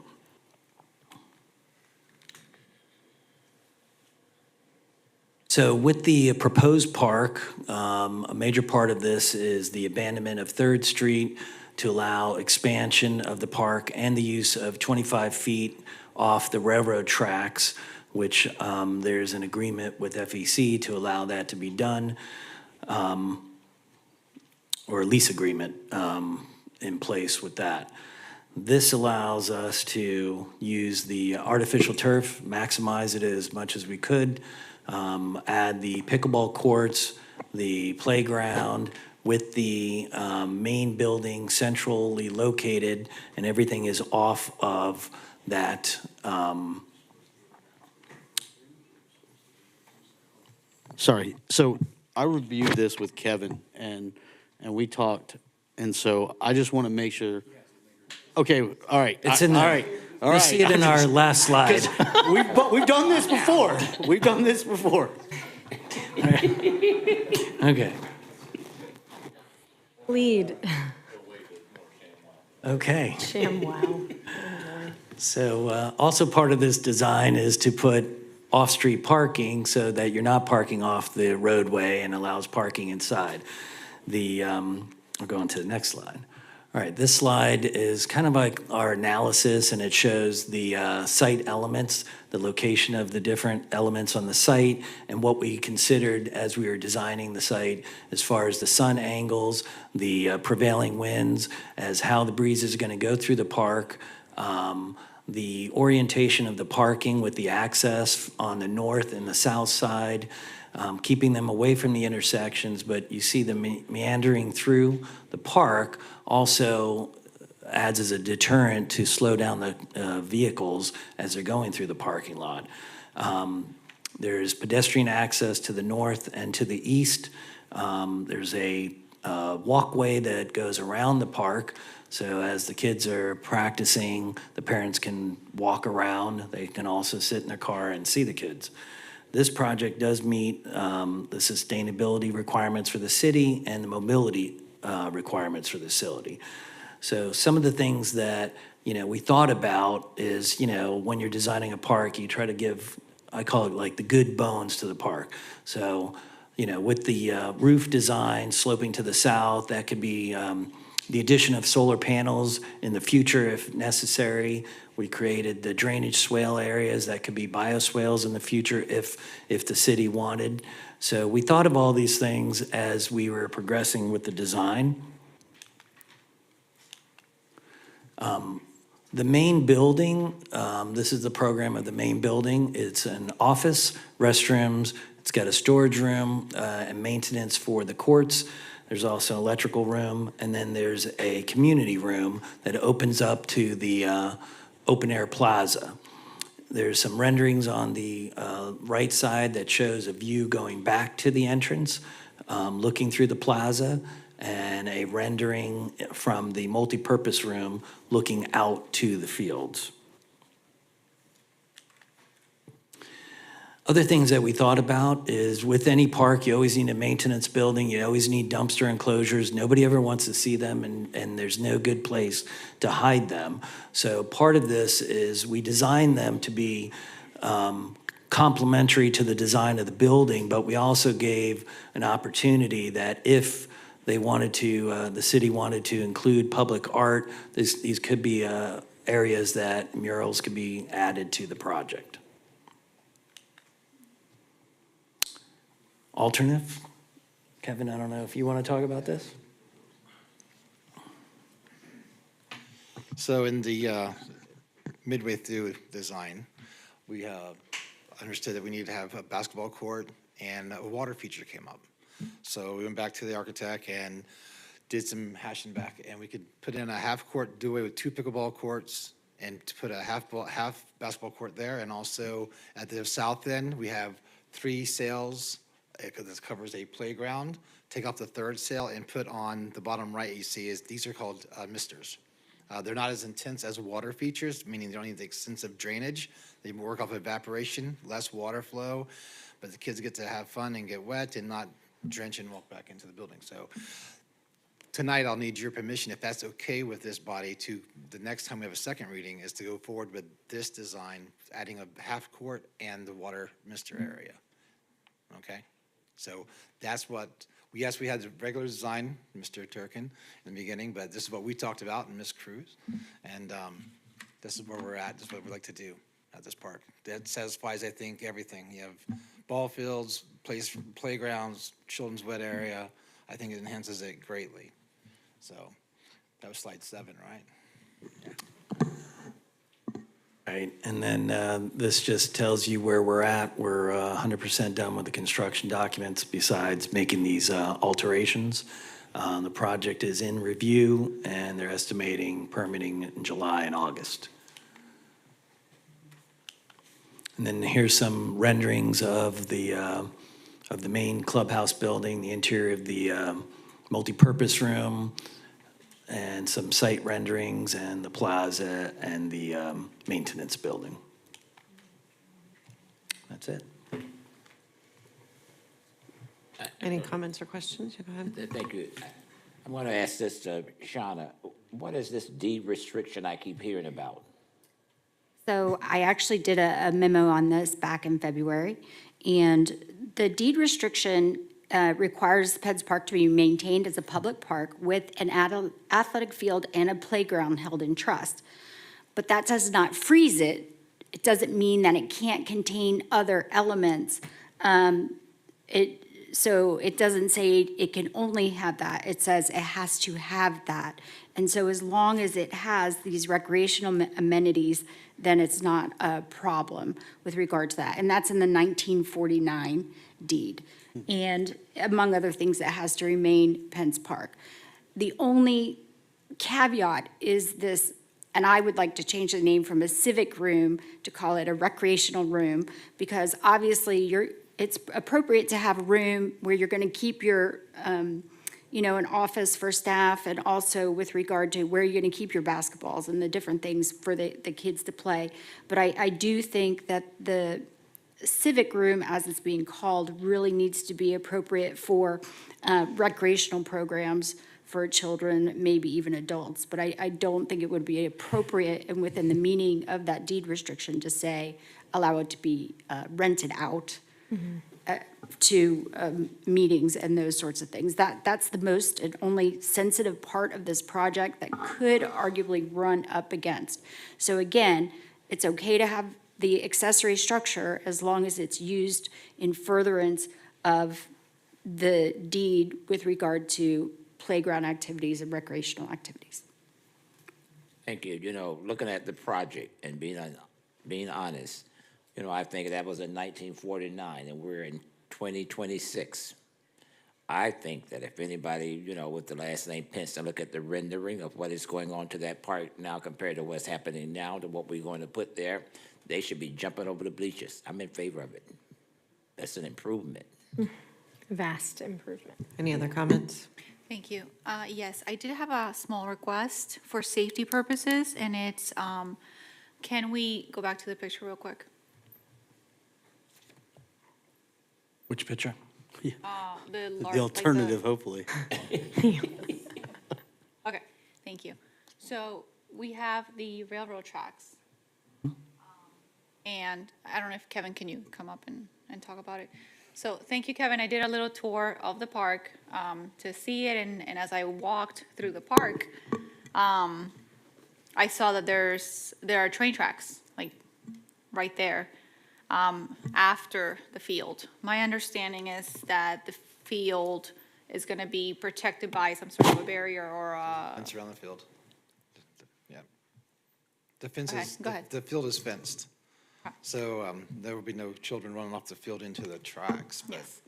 So the field will be fenced, but then Right. we're going to have sidewalks surrounding the park, correct? Correct. So, yeah, so two things. For the sidewalks, I have a dog, and I'm sure a lot of people have dogs. Can we add some trash, for the, Receptacles, dog receptacles? Yes. Yes. and I'm thinking of that because in my neighborhood, when I walk my dog, I walk him in the sidewalk throughout their green space. And there's, every so many feet or whatnot, there's an area where they can pick up their business. So I would like to see if we can add that, because we're having, obviously, development coming up, a lot of it, in the surrounding area. So we want to make sure that people have, space to walk their dogs. It's a necessity. And then, number two, the safety concern was the train tracks and knowing how many accidents happen nearby train tracks. This is a public park, children will be here. And so, as you mentioned, the field is going to be fenced, but then outside of that fence is going to be a sidewalk surrounding the Right. entirety of the park. I would like to ask if we can put some sort of a green, like some sort of a fence that protects kids from going into the train tracks, and then maybe covering it up with I can clarify that. There is a fence proposed where you see that dark line 25 feet off the railway. There is a fence proposed there. So you have a fence for the field, and then you have a fence between the walkway, the Well, there green is. area, and the railroad tracks. Okay, thank you. Thank you for clarifying. Right.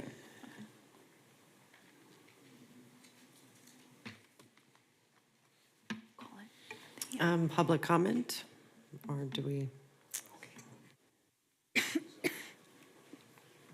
Jim Knight, 740. I just wanted to mention that the family also attends Journey Church right around the corner, and this is a huge improvement, would be phenomenal. I think it's going to be quite successful, and you may look at the parking, you may even talk to Journey Church to see when they're closed, maybe overflow parking. I know there's a lot of parking on the street there. I know Journey, they flood the whole street back and up both sides, so when their events are going on, so forth. Thank So, you. thank you. Susan Oyer, Boynton Beach. So I'm questioning why we have the need for more pickleball courts. We have a lot around the city, plus there's that entire business on, I think it's Quantum, that's just like 30, 40 pickleball courts. So I would hate to see open possible green space, because you do just need open green space for people to fly kites or play or picnic or just hang out and chill, and little kids run around and just play. Little kids aren't doing organized sports. They're too young to get that. They just want a place to run and play and kick the ball. And I think if we were to eliminate those last two pickleball courts, and I'm fine with the half basketball court or maybe make a full basketball court, but we need to leave some green space. Kids just need a place to run. And you have other assorted fields, you have other bigger spaces that will most likely be utilized for soccer, because every time I drive by that place, there's soccer teams out there playing footy.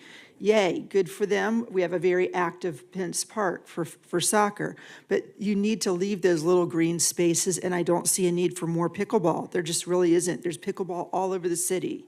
And I think people who are really that into it are going to go join that club or go to Barrier Free or go to one of the other locations. I absolutely do not like that community room at all. I think that is over-activating the space, and do we really need more office space for city employees? There should already be office space for our rec and parks people or for maintenance. And what about, you're talking about having basketballs and supplies for the kids to play with? So how does that come out of future budgets? Do all the other community centers around the city, do we provide basketballs and all kinds of equipment all the time? Because that's just sounding like an ongoing cost that we don't need to have. And I get if maybe, there's some storage space for the lawnmowers and whatever they're doing, but that just seems like too much. It's too excessive. Let this just be open, fun play space. And I love the idea of the mister. I love the idea of the shade sails.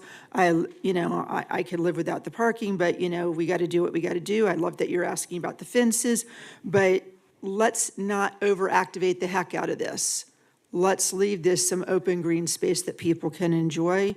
And thank you.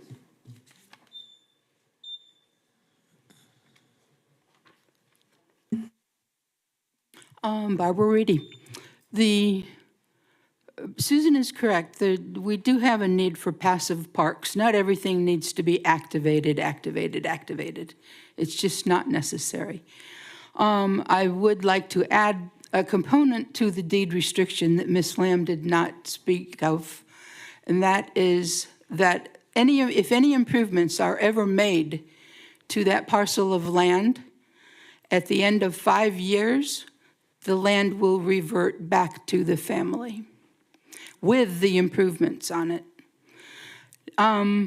So after 5 years, the family could come along and claim it. That is part of the deed restriction. Also, I'm not sure how much is this going to cost. Last I saw it was $4.4 million. And I thought that we were trying to watch our pennies around here. Thank you. There's no such deed restriction about there is a reverter if it's not used within the meaning of the deed restriction. If Ms. Reedy has something that I missed, I pulled all the deeds, I'd be more than happy to review it, but from what I reviewed, that's not how it reads. Perfect, thank you so much. Thank you. Were you about to chime in? When you're done. Okay.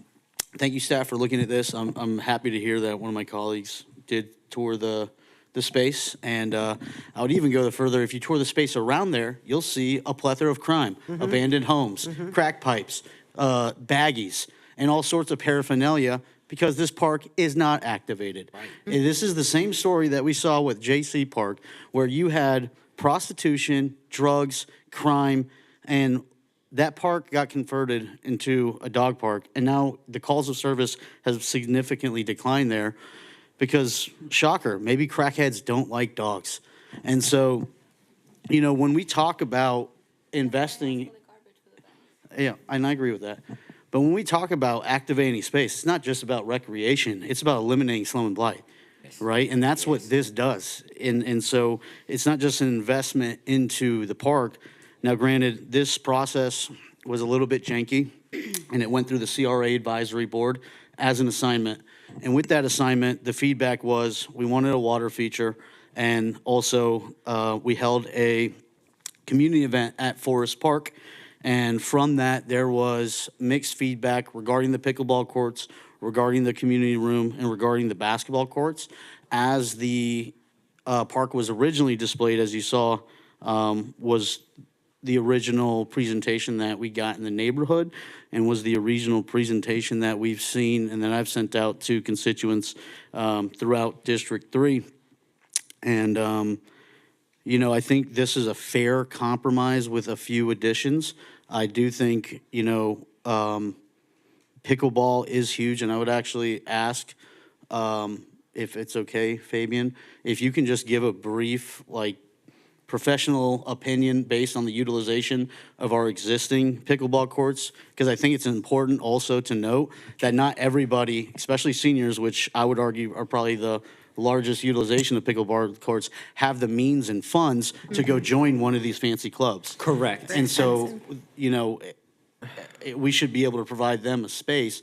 And if you look at the District 3 corridor on Federal, it is majority 55 and plus.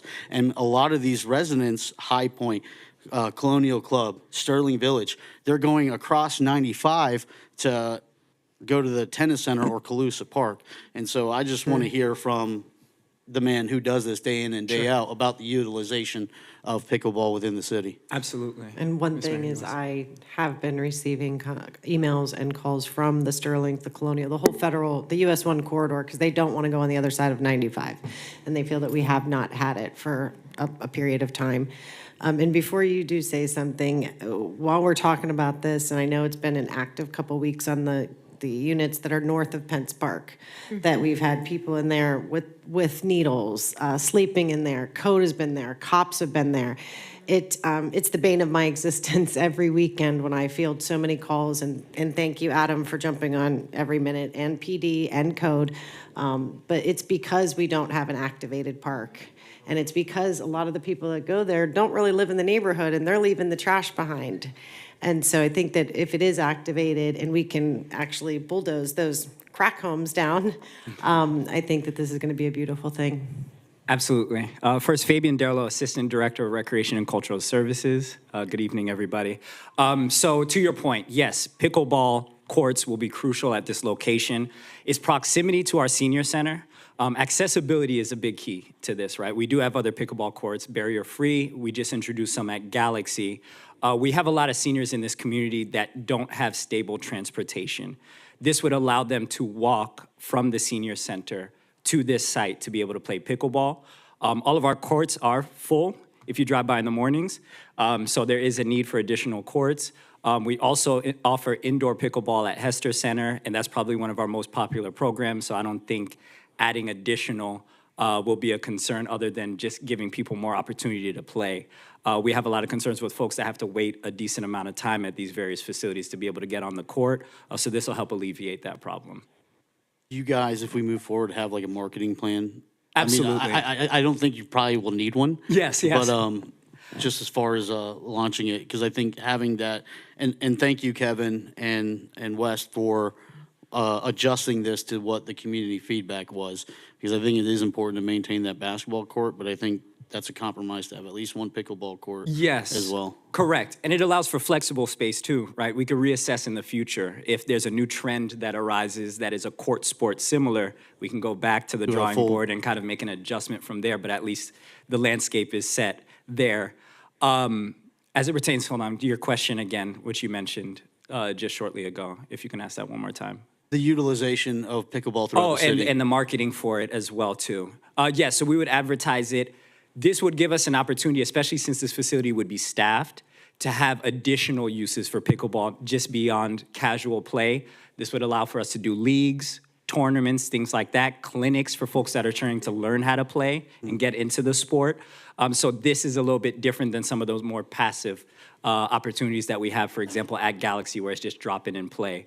This would be much more structured for folks that may be at a higher level or, again, that are looking to learn the sport. It gives them that opportunity, which is separate from the others. And so, and essentially, this would just be a smaller rec center, Yes. which we have throughout the city. Yes. Right, that are staffed. And so, like, my ask would be like, you know, maybe we flex that staff. You know, I don't want it to be too heavy on the labor and maintenance costs. If we can mitigate that, that's my ask. But I think this is, if you go drive around, you go to those abandoned properties, I mean, it's just, it's undesirable. And, you know, I wouldn't want to bring my kid there now after looking at that, thinking he could run over, she could run over there, you know, to those neighboring properties. But I think that's all I got as far as the pickleball courts. But I might need Kevin to come back up. Sure. Sorry, Kevin.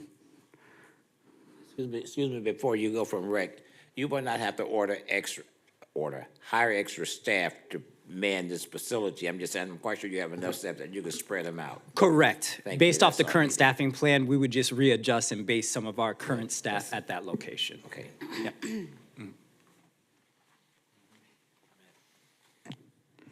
Okay, so with the water feature, the idea behind that was we had spoken about, we've seen it, and so that won't be a reoccurring maintenance cost, because I think that was the largest concern, is a lot of those like more advanced water fountains or play areas are, yeah, they're a money burner. The other question I had was for the, well, not really a question, but I support the doggy waste cans. I think that's a good idea. And then with the office space and so can that turf field, can people go, unless, obviously there's an event that's going on, or not an event, but like a soccer game that's permanent and people are utilizing it for, you know, a rec event.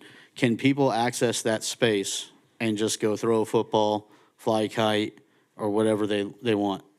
I assume they could. It's an empty lot. So I can answer that. Typically, when we have a ball field like that, as long as it's not a structured team or somebody playing, we do allow drop-ins as long as the fields are not being used. So if you wanted to go there and just throw the ball with your son, we don't run kids off and parents off from the field if it's not being in use. Yeah, because I think that is the important piece too, is like people should have the ability to utilize that. And I would imagine that, you know, it's probably going to advance as far as like soccer goes for utilization, which is good, right? It's you know, any more activation is a good thing. I just want to make sure that with these upgrades, that the access to the park isn't limited or mitigated, because that's the big thing is I should be able to, these commissioners and the mayor should be able to, the residents should be able to just walk into that park, go throw a football, as long as there's not, you know, an active like game going on. And so I just, or use the playground. So I just want to like hone down. I know the hours would be sun up to sundown. Is that accurate? I don't know that we've established hours yet for that park. Fabian would have to actually talk. Okay. Is that typically common throughout the city though? Is Typically, we are sun up, yeah, sundown. We do have some sundown. parks that have walkways that are lit, so they are open later hours. Okay. So I just don't know if that particular. So yes, to answer your question, yes, outside of Oceanfront and Harvey Oyer, all of them are sunrise to sunset. And just to mention on the turf fields as well too, we're looking beyond just your standard sports as well. So we're talking about fitness classes, yoga, stretch and tone. So the opportunities are beyond just athletics, as well as some of those more unique sports too. So we can line it for lacrosse, we can line it for field hockey, multiple ages of soccer and football and things like that. So the opportunity to have a multi-purpose, relineable turf field like this, the opportunities are endless. So just wanted to mention that as well. And then lastly, for the recreation room, so this is the one thing that's like, and I'm sorry, guys, but this is important. This is a big project, and there's a lot of questions, you know, from my constituents about this. The recreation room. So this is where it's difficult for me, because my opinion is is, like, I understand the why, is like you can use it for kids' birthdays and stuff, you could use it for meetings, and, you know, is the anticipated utilization there? I mean, you could use it for town halls, I think, is a good idea also. That way, Mr. Brueggemann doesn't have to ask the church all the time. And so I think that is a good use of the space. I just want to make sure, my biggest concern is, and we've talked about this before, is I think everyone can agree, we don't want undesirable activity into that space. Sure. And so can you or Kevin just kind of tell me what are we going to do to mitigate that? Because that's my Absolutely. big concern. Yes. Cameras. Absolutely, yes, yeah, and that's a big part of having the staff on site as well, too. Everything that you mentioned, so you're talking about facility rentals, you're talking about meetings, you're talking about programming, potentially too, for youth, adults, senior citizens. We have summer camps, as you guys know, not just in the summer, but also winter and spring break, an opportunity for them to have a space where they can gather, learn additional skills, bring in guest speakers. We're trying to do a lot more with the price of everything going up, bringing field trips to the kids instead of taking them to places, so that gives an opportunity for that as well, too. And yes, but the big part, and going back to the rentals as well too, with its proximity to the playground and also having view of the open turf space, gives a place where they can have that centralized location where you have the cakes and presents and things like that, while still being able to keep an eye on your children that may be on the playground as well as on the turf field. So that was kind of the vision of it, a flexible space that we can do pretty much anything there on site. Yeah. And the entire site is lockable at night. Okay. It's completely up, so. Yes. completely shut down. Which is common practice amongst a lot of these parks. Absolutely. The neighborhood parks. I know you guys do it. I don't think you can lock Forest. Do you guys lock Forest? So there would be gates on both of the parking lot entrances, as well as there's gonna be a gate to even get into the facility. So that plaza area towards the front, that gives you access to the office and the multipurpose room in the fields, that would be locked up as well too. So we could shut down the entire site, or we could shut down the parking lot, or we could shut down both. Okay. Okay. And the playgrounds are accessible as well. Correct. Well, you don't have to go through, like, I just want to make sure it's not like difficult to be able to utilize this park. Yes, because of that yes. So community you room. would have to come through the main entrance for the playground, which is a good security feature anyways, Right. because then we can kind of get eyes on individuals as they're coming in and out of the facility. But every day that the facility is open, which would be 7 days a week, folks would be able to access that playground. Yep. Okay, yeah, those are all, thank you. Final question to legal. Did you check the 1949 deeds? I did, and I checked 1908, 1949, but just for the record, okay? Here's what the 1949 deed, which was the piece that actually conveyed the property to the city, said that the operative restrictions are the deed provides that the property shall be forever known as Pence Park, not be sold or transferred, be maintained as a public park containing an athletic field and a children's playground for the use and benefit of the public, be maintained continually in condition enabling such use, and be held in trust solely for the use and benefit of the public. There is a reverter position, but it states if those conditions are breached or if the property ceases to be used for the specified purpose for a period of 5 years. So that's where the 5 years is. Correct. So the other thing I want to mention also on the record, that we're making it clear that this ancillary indoor facility is intended to support the park and the recreation functions consistent with the deed. And that is the primary purpose. It is not a money-generating thing. It's to support the existing nature of the park. Thank you. Thank you. Mayor, if I could, please. So this was a long time that we spent on this item, so I just would like to remind the board that you guys will be voting on the abandonment tonight. Since it's first reading, there's 2 development applications along with the site plan, which we will be requesting the table at the next meeting. Also, this is one of those unique development applications where you have the city as the applicant, and we also have our city planning staff is here.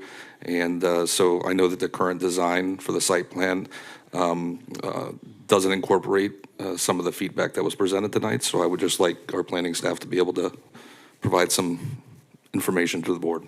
Thank you. Amanda Radigan, Development Director. So I want to be clear that the project that is in front of you does not contain a half a basketball court or the misters.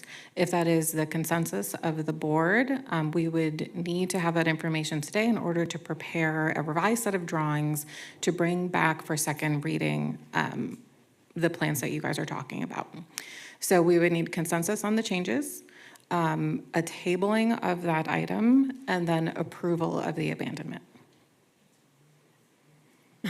So if, Yes. I wanted to kind of incorporate, if I may, and then the last thing would be to contact, to include the history of the Pence Park somewhere in the park to educate the public on, get consensus on that.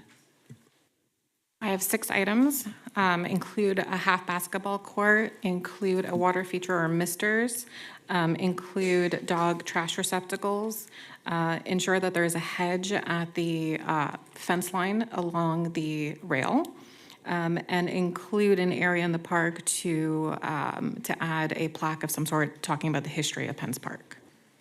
Maybe in the community room? Okay. I think, yeah. Okay. And just for ease of some of the legal items, if it is the consensus of the board, we can also add a formal renaming to a recreational room instead of civic. Motion, I think you're looking to table the item. We need a motion to approve 26-022, and then we'll Okay. be tabling Table the 8I. site plan Okay. modification. Motion to I'll make a approve motion, oh, sorry, go ahead. 26-022 on first reading. Second. We have a motion and we have a second for ordinance number 26-022. All those, roll call. Commissioner Kelly. Yes. Commissioner McCray. Yes. Commissioner Cruz. Yes. Vice Mayor Turkin. Yes. Mayor Shelton. Yes, In a roll call vote, the motion passes unanimously. thank you. And then, Adam, you mentioned that staff would like to table 8I. Motion to table 8I.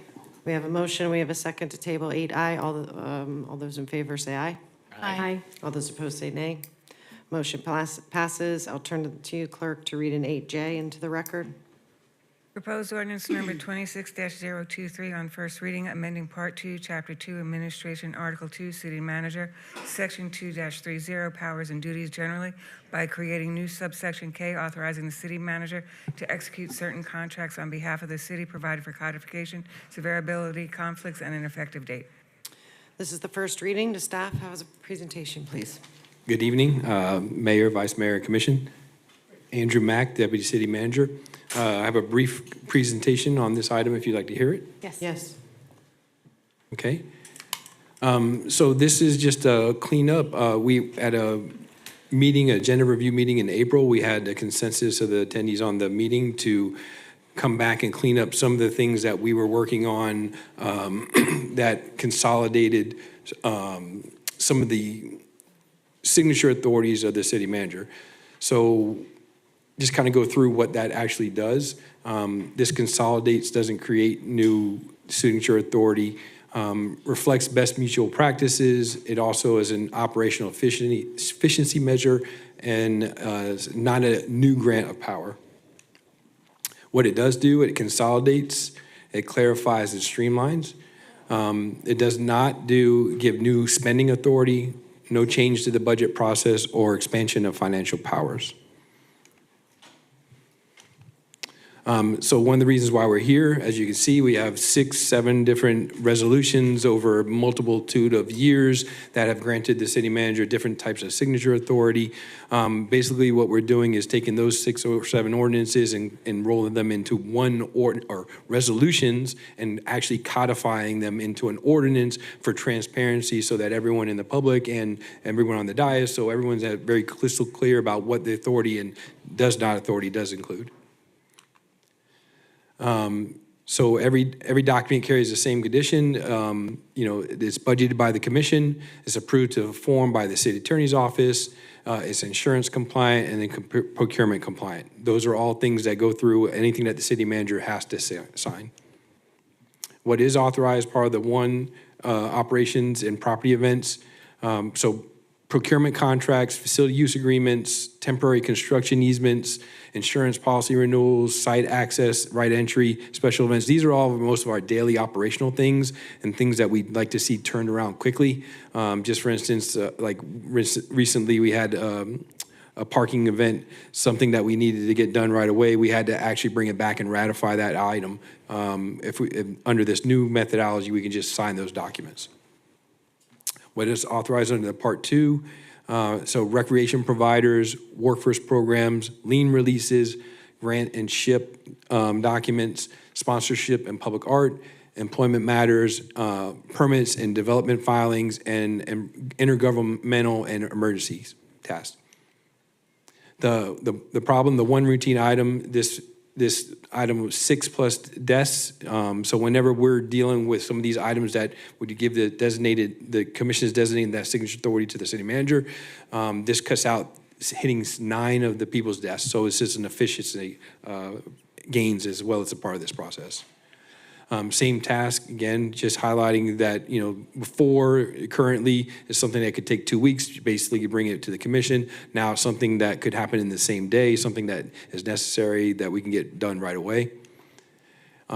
Just another hit on what the efficiencies are, hundreds of hours it takes to create the agendas and all these items. And we've already seen some of the resolutions, you've seen some of the agendas have gotten smaller. Your consent list, I think at one time we were up to double Z at one time from I can remember. Hopefully we won't ever get back to that. But, 6+ hands that touch these agenda items. So under the new method, we can streamline that and then it'll go right to the manager for a signature. Again, just another iteration on this is just giving the signature pen and not giving the purse to the city manager. Those are not changing any of the financial requirements. Those are still codified. And then again, this is just bringing more transparency to the process. And then the ask is if you agree, then we can codify on first reading tonight, ordinance 2623, and then we'll bring it back for second reading on July 7th. And I'm open for questions. Any questions or comments from the board? I have questions. Sure. First one is that this will not do away with the documents that the mayor has to sign. She will still be in the signing position. That's correct. Thank you. That's So- all I need to hear. Is that correct? That is correct. Then that's a bit confusing. So, for instance, like ordinances, those things are all codified by the mayor. Everything that's now codified by the mayor retains. These are just simply the contracts and procurement vehicles. I do have some questions. Okay. Similar stuff has come up in the past, and I have vehemently opposed that before. And there are a couple of reasons why. I'm basing my opinions on facts and research that I've done throughout the years while being in elected office. I have a couple of concerns, and I did reach out to legal a little bit before, so thank you for your answers. Okay, thank you. And the question that I have is, after reading the entire ordinance, I only saw the charter being mentioned on page 5, which is mentioning section 20 of the city charter. Is that correct or incorrect? Just want to make sure. We have Stacy come up and answer that question. Yeah, Stacy drafted this, so I just want to make sure you get the best answer and I don't misspeak. Good. Sure. So the reference to the city charter in section 5 relates only to the employment agreements, which is where the city manager derives his authority. The charter separately speaks to the commission's power to enter into contracts on behalf of the city. That's Article 1, Section 7 of the charter. And so that authority is already granted to the commission, and the commission historically has delegated that authority through a number of resolutions, as well as other code sections throughout the years.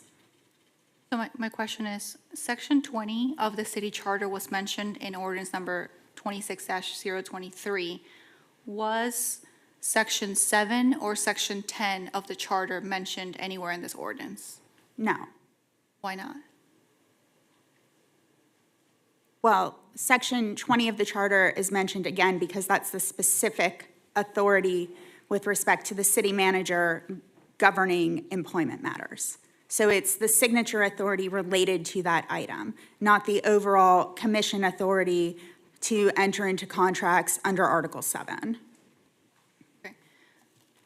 I want to say this for, not just for this item, but for all items that come in front of this board. If there's ever any item that has anything to do or is mentioned in any capacity in the charter of the city of Boynton Beach, I would hope and expect that whoever's drafting the ordinance, and I'm trying to say this in the nicest way possible, that would you agree that it's important to include any section in the charter if we're including section 20? Would it not make sense to also include sections potentially 7 or 10, which are relevant? Well, sections 7 and 10, again, govern the entirety of every document that the city commission considers. It's the underlying authority that the commission as a whole has the authority to enter into contracts. Right, but that wasn't mentioned here in anywhere.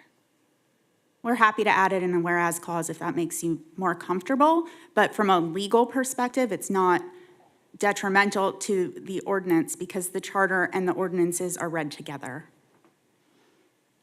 I understand you're doing your job, so I'm not trying to, but for the sake of myself and my constituents, I do want to say, and I would like to ask publicly the legal department or whoever's drafting these ordinances, please, please, please include any and all sections of the charter and any and all ordinances that come in front of this board going forward. Because if we don't, I believe that we're not being transparent and we're kind of, not adding all the information that it needs to be there and it's relevant. And just so that I don't get, some pushback in the future, I'm gonna read section 7 and section 10 of the charter, which I did back in July of 2023, and I'm having to do this again 2 years later.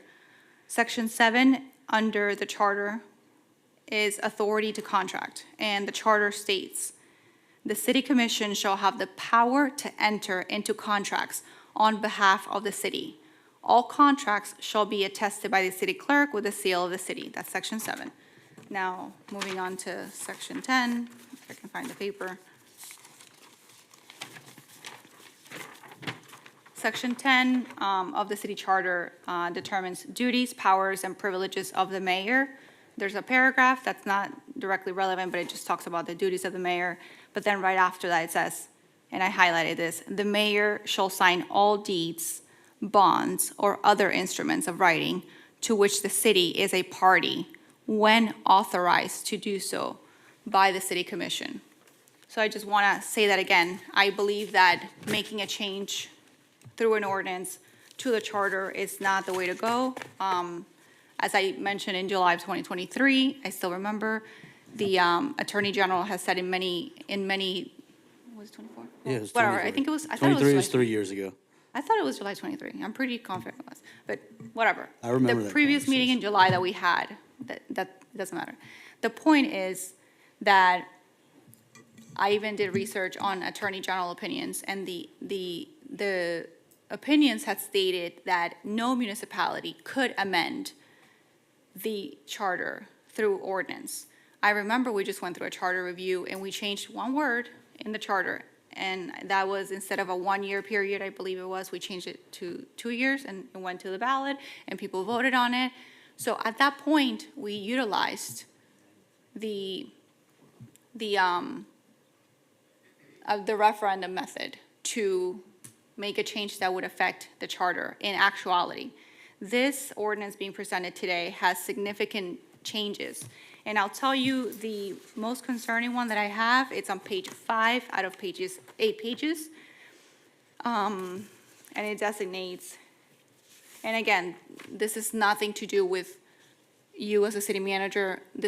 It doesn't matter who's sitting in that chair, even if it was somebody else, I would have these concerns regardless, right? It says, Part 2, Chapter 2, Article 2, entitled City Manager, Section 230, Powers and Duties Generally. The city manager shall have the chief administrative officer, blah, blah, blah, blah, blah. And then it moves on to talk about what authorities, with a lot of new language from literally page 3 to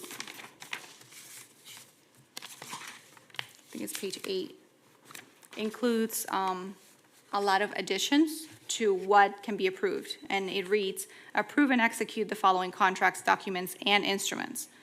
I have a question about the word approve and execute, because my understanding is that the city commission is the only one that can approve things.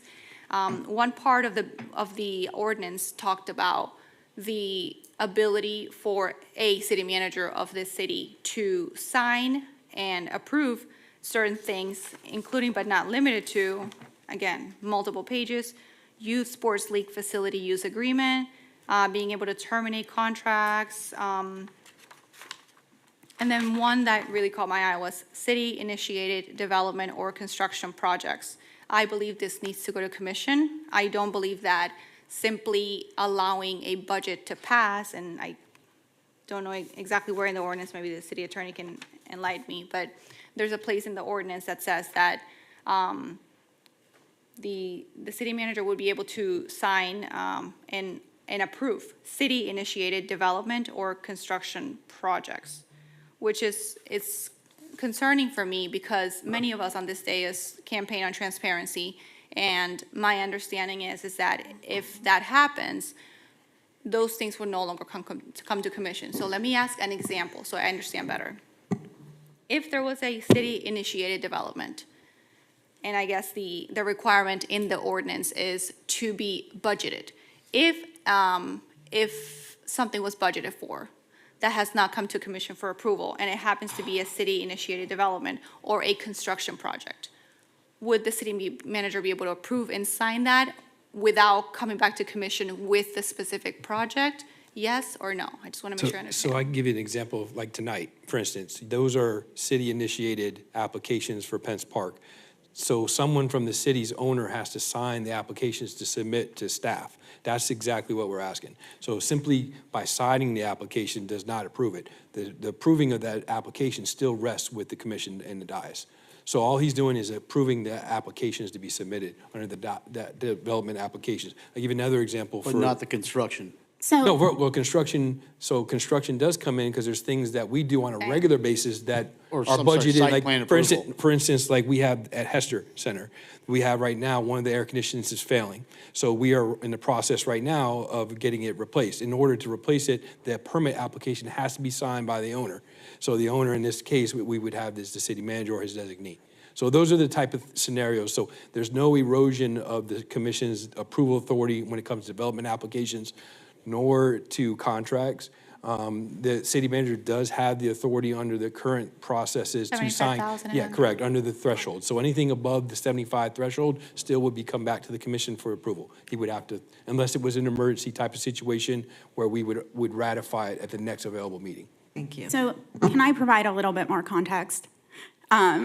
Yes, I please. just want to know if there was a construction project that The the answer city is was no. initiated, So- would this come to commission, yes or no? It would come to commission, yes. So currently, the section that you're referring to, this commission adopted Resolution 25-106, which actually already authorizes the city manager to do this. So this is in place, and it is something that's authorized by this board recently that we are looking to codify because best practices are codifications, not resolutions, for long-term direction and authority.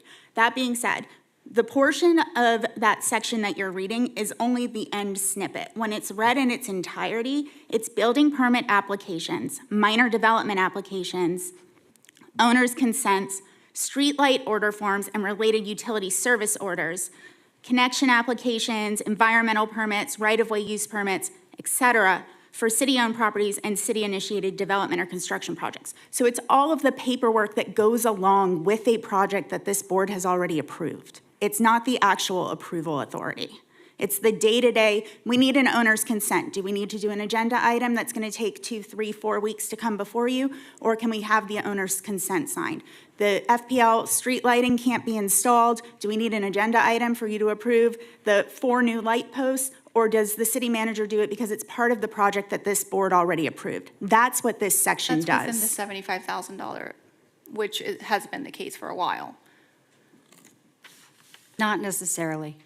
If you already approved a project, right, and you've already approved that the lighting is going to be part of the project, he has to be able to apply to get the permits for that project. Because we're the city, we still have to apply for permits, whether that's either with FP&L or the county, depending on who owns maybe the roadway or whatever the case may be, because we don't own everything. There still has to be an application for those. And so, again, it takes In more the past, time. who's been signing that?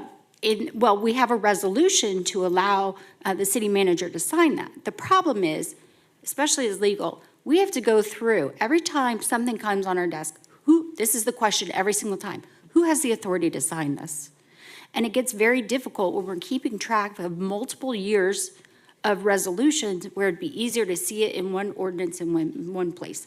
I do want to address briefly your comment with regard to changing the charter. This ordinance does not change the charter. And I just want to point out, if we take the charter, section 1 and section 7, into the strict reading rules, then the mayor would have to sign every single document, and there would be no purchasing policy and purchasing limits and all of those things. Because once we delegate anything to someone else, it doesn't mean it's changing the charter. You're just delegating the authority, which is within your purview.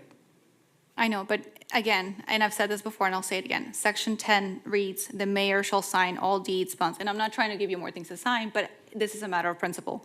The mayor shall sign all deeds, bonds, or other instruments of writing. It doesn't say the city manager, right? So I just want to say that that's been my concern with regard to the charter.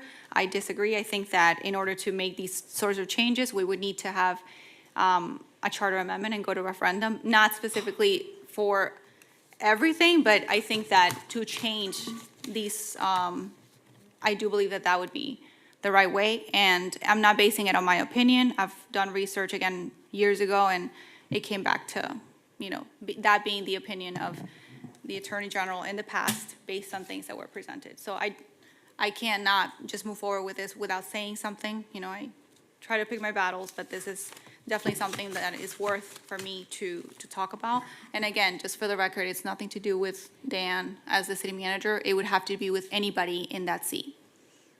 Vice Mayor, you have something to say? Yeah, I can admire the passion and the research, and wow, let's see that for everything. So my big thing is, we talked about this last year, and it's not about the mayor signing stuff. It's not about the city manager, whoever that is, signing stuff. It's about what's the most efficient way to get stuff done for the taxpayers. And I mean, do you want to come here every week? I'm willing to. No, I'm saying, do you want to come every week and have a commission meeting? Do you guys want to come every week to have a commission meeting so lights can get changed out? Are you willing to? I'll do it. I'll come twice a week. You want to? That was never the case. Okay, that's the point I'm trying to make, is that ultimately, and I'll go back to this, is we have a city attorney's office who's going to garner the legal opinion. And I really admire what your perspective is on the charter. And I agree with that. We shouldn't have to charter needs to go, before the people. But from what I'm understanding, it's the legal team's extra opinion that that's not the case here, because we're essentially just adjusting the current authority as it is to make sure that these things that are already approved, that the city manager can just execute on. Is that what I'm understanding? Well, again, Section 7 grants the authority to enter into contracts to this commission. Section 10 states that the mayor shall sign certain contracts when authorized by the commission. This is a duty. It's not a grant of power. It says that the mayor shall. So if the mayor votes no on an item, she is still obligated under the charter to execute those documents. And I'd also like to make note that the charter carves out specifically bonds and deeds by name, and those items are expressly left out of this ordinance as well. And those are the larger impact items, right? Those are the fiscal impact items that we would be worried about, which I can admire, but that's not this. We're talking about lease agreements. We're talking about sport utilization agreements. We're talking about people's lights going out that need to be repaired. I mean, we're talking about simple everyday things that we're going to hold up because, for why? Because, I mean, I just, and maybe I'm comprehending it wrong, but why would we make residents wait for things to be executed that are already approved by this commission? Items like this have been on city commission agendas. The difference is that agendas used to be longer and now agendas are shorter. That's it. One more thing is like, it's a good way to see things come to to be added on the agenda, even if it's on consent, to know what's going on and get updates with, a lot of those things. So what you're proposing is that we add every little item to be coming forth on the agenda? So if I'm not if proposing Bobby and anything. Sue. A parking agreement. A parking An agreement. adopt a roadway agreement. Yeah, Like that's I'm silly. sorry, I'm at motion to approve. I'm Commissioner done. McCray has one thing to I'm say, and done. then we're going to call Motion this. approve. This is why I asked at the beginning of this, will the mayor lose any of her powers? And they said no. And I understand that. That's the only thing I need to know, that, we are bound by what we swore that we would do and everything. I'm just saying, employees are employees, and I'm just saying, that's why I said, will it bound? Will she lose any of her authority? Will we lose any of our authority by cleaning up what needs to be cleaned up? And you all said no. Legal said no. So I'm just saying, forget the charter right now. Let's move We forward. have to do a public comment. Okay. Public comment? Okay. Now we can take on the motion. Motion to approve. Second. Have a motion to approve, and we have a second. All those in favor of ordinance number Roll 20? call. Oh, roll call. Commissioner Kelly? Yes. Commissioner McCray? Yes. Vice Mayor Turkin? Yes. Commissioner Cruz? No. Mayor Shelton? Yes. Motion passes 4-1. Thank you. Tammy, I'll turn to you for item 10A into the record, please. No, 10A doesn't need to be read in the record. Oh, Nope. You got the old one. yeah. Hold on. Okay, let's start. Let's move with the presentation. Yeah, you have it in here. Banking. Yeah, proposed resolution, the banking. Go ahead. Good evening, Alan Lawson, CFO, City of Boynton Beach. We are here to talk about proposed resolution R26-105 regarding a procurement waiver request due to a piggyback issue as we went to renew the banking service agreement with Bank of America.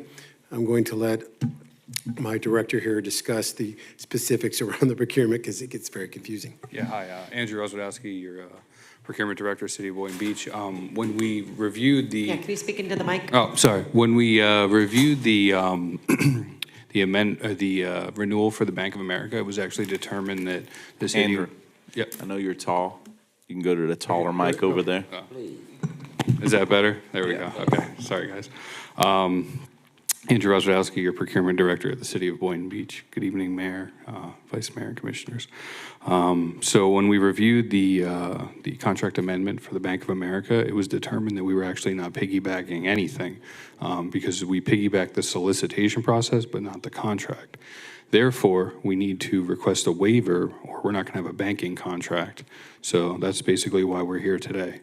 And Alan can kind of go through the different things that he was able to negotiate in the contract, but that was basically what we determined, and yeah, that's why we're here today.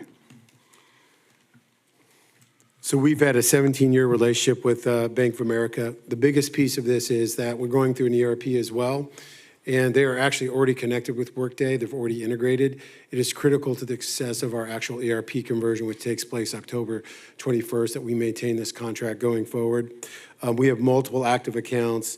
We have ZBA accounts. Their cash flow platform is one of the best in the world, if not the best in the world. And we continue to utilize them with our whole cash flow management process for the city. We have, I can't see that. So again, we said the piggyback was not available. Our policy authority, the commission may approve a waiver by a simple majority in order for us to move forward. And July 1st is the deadline.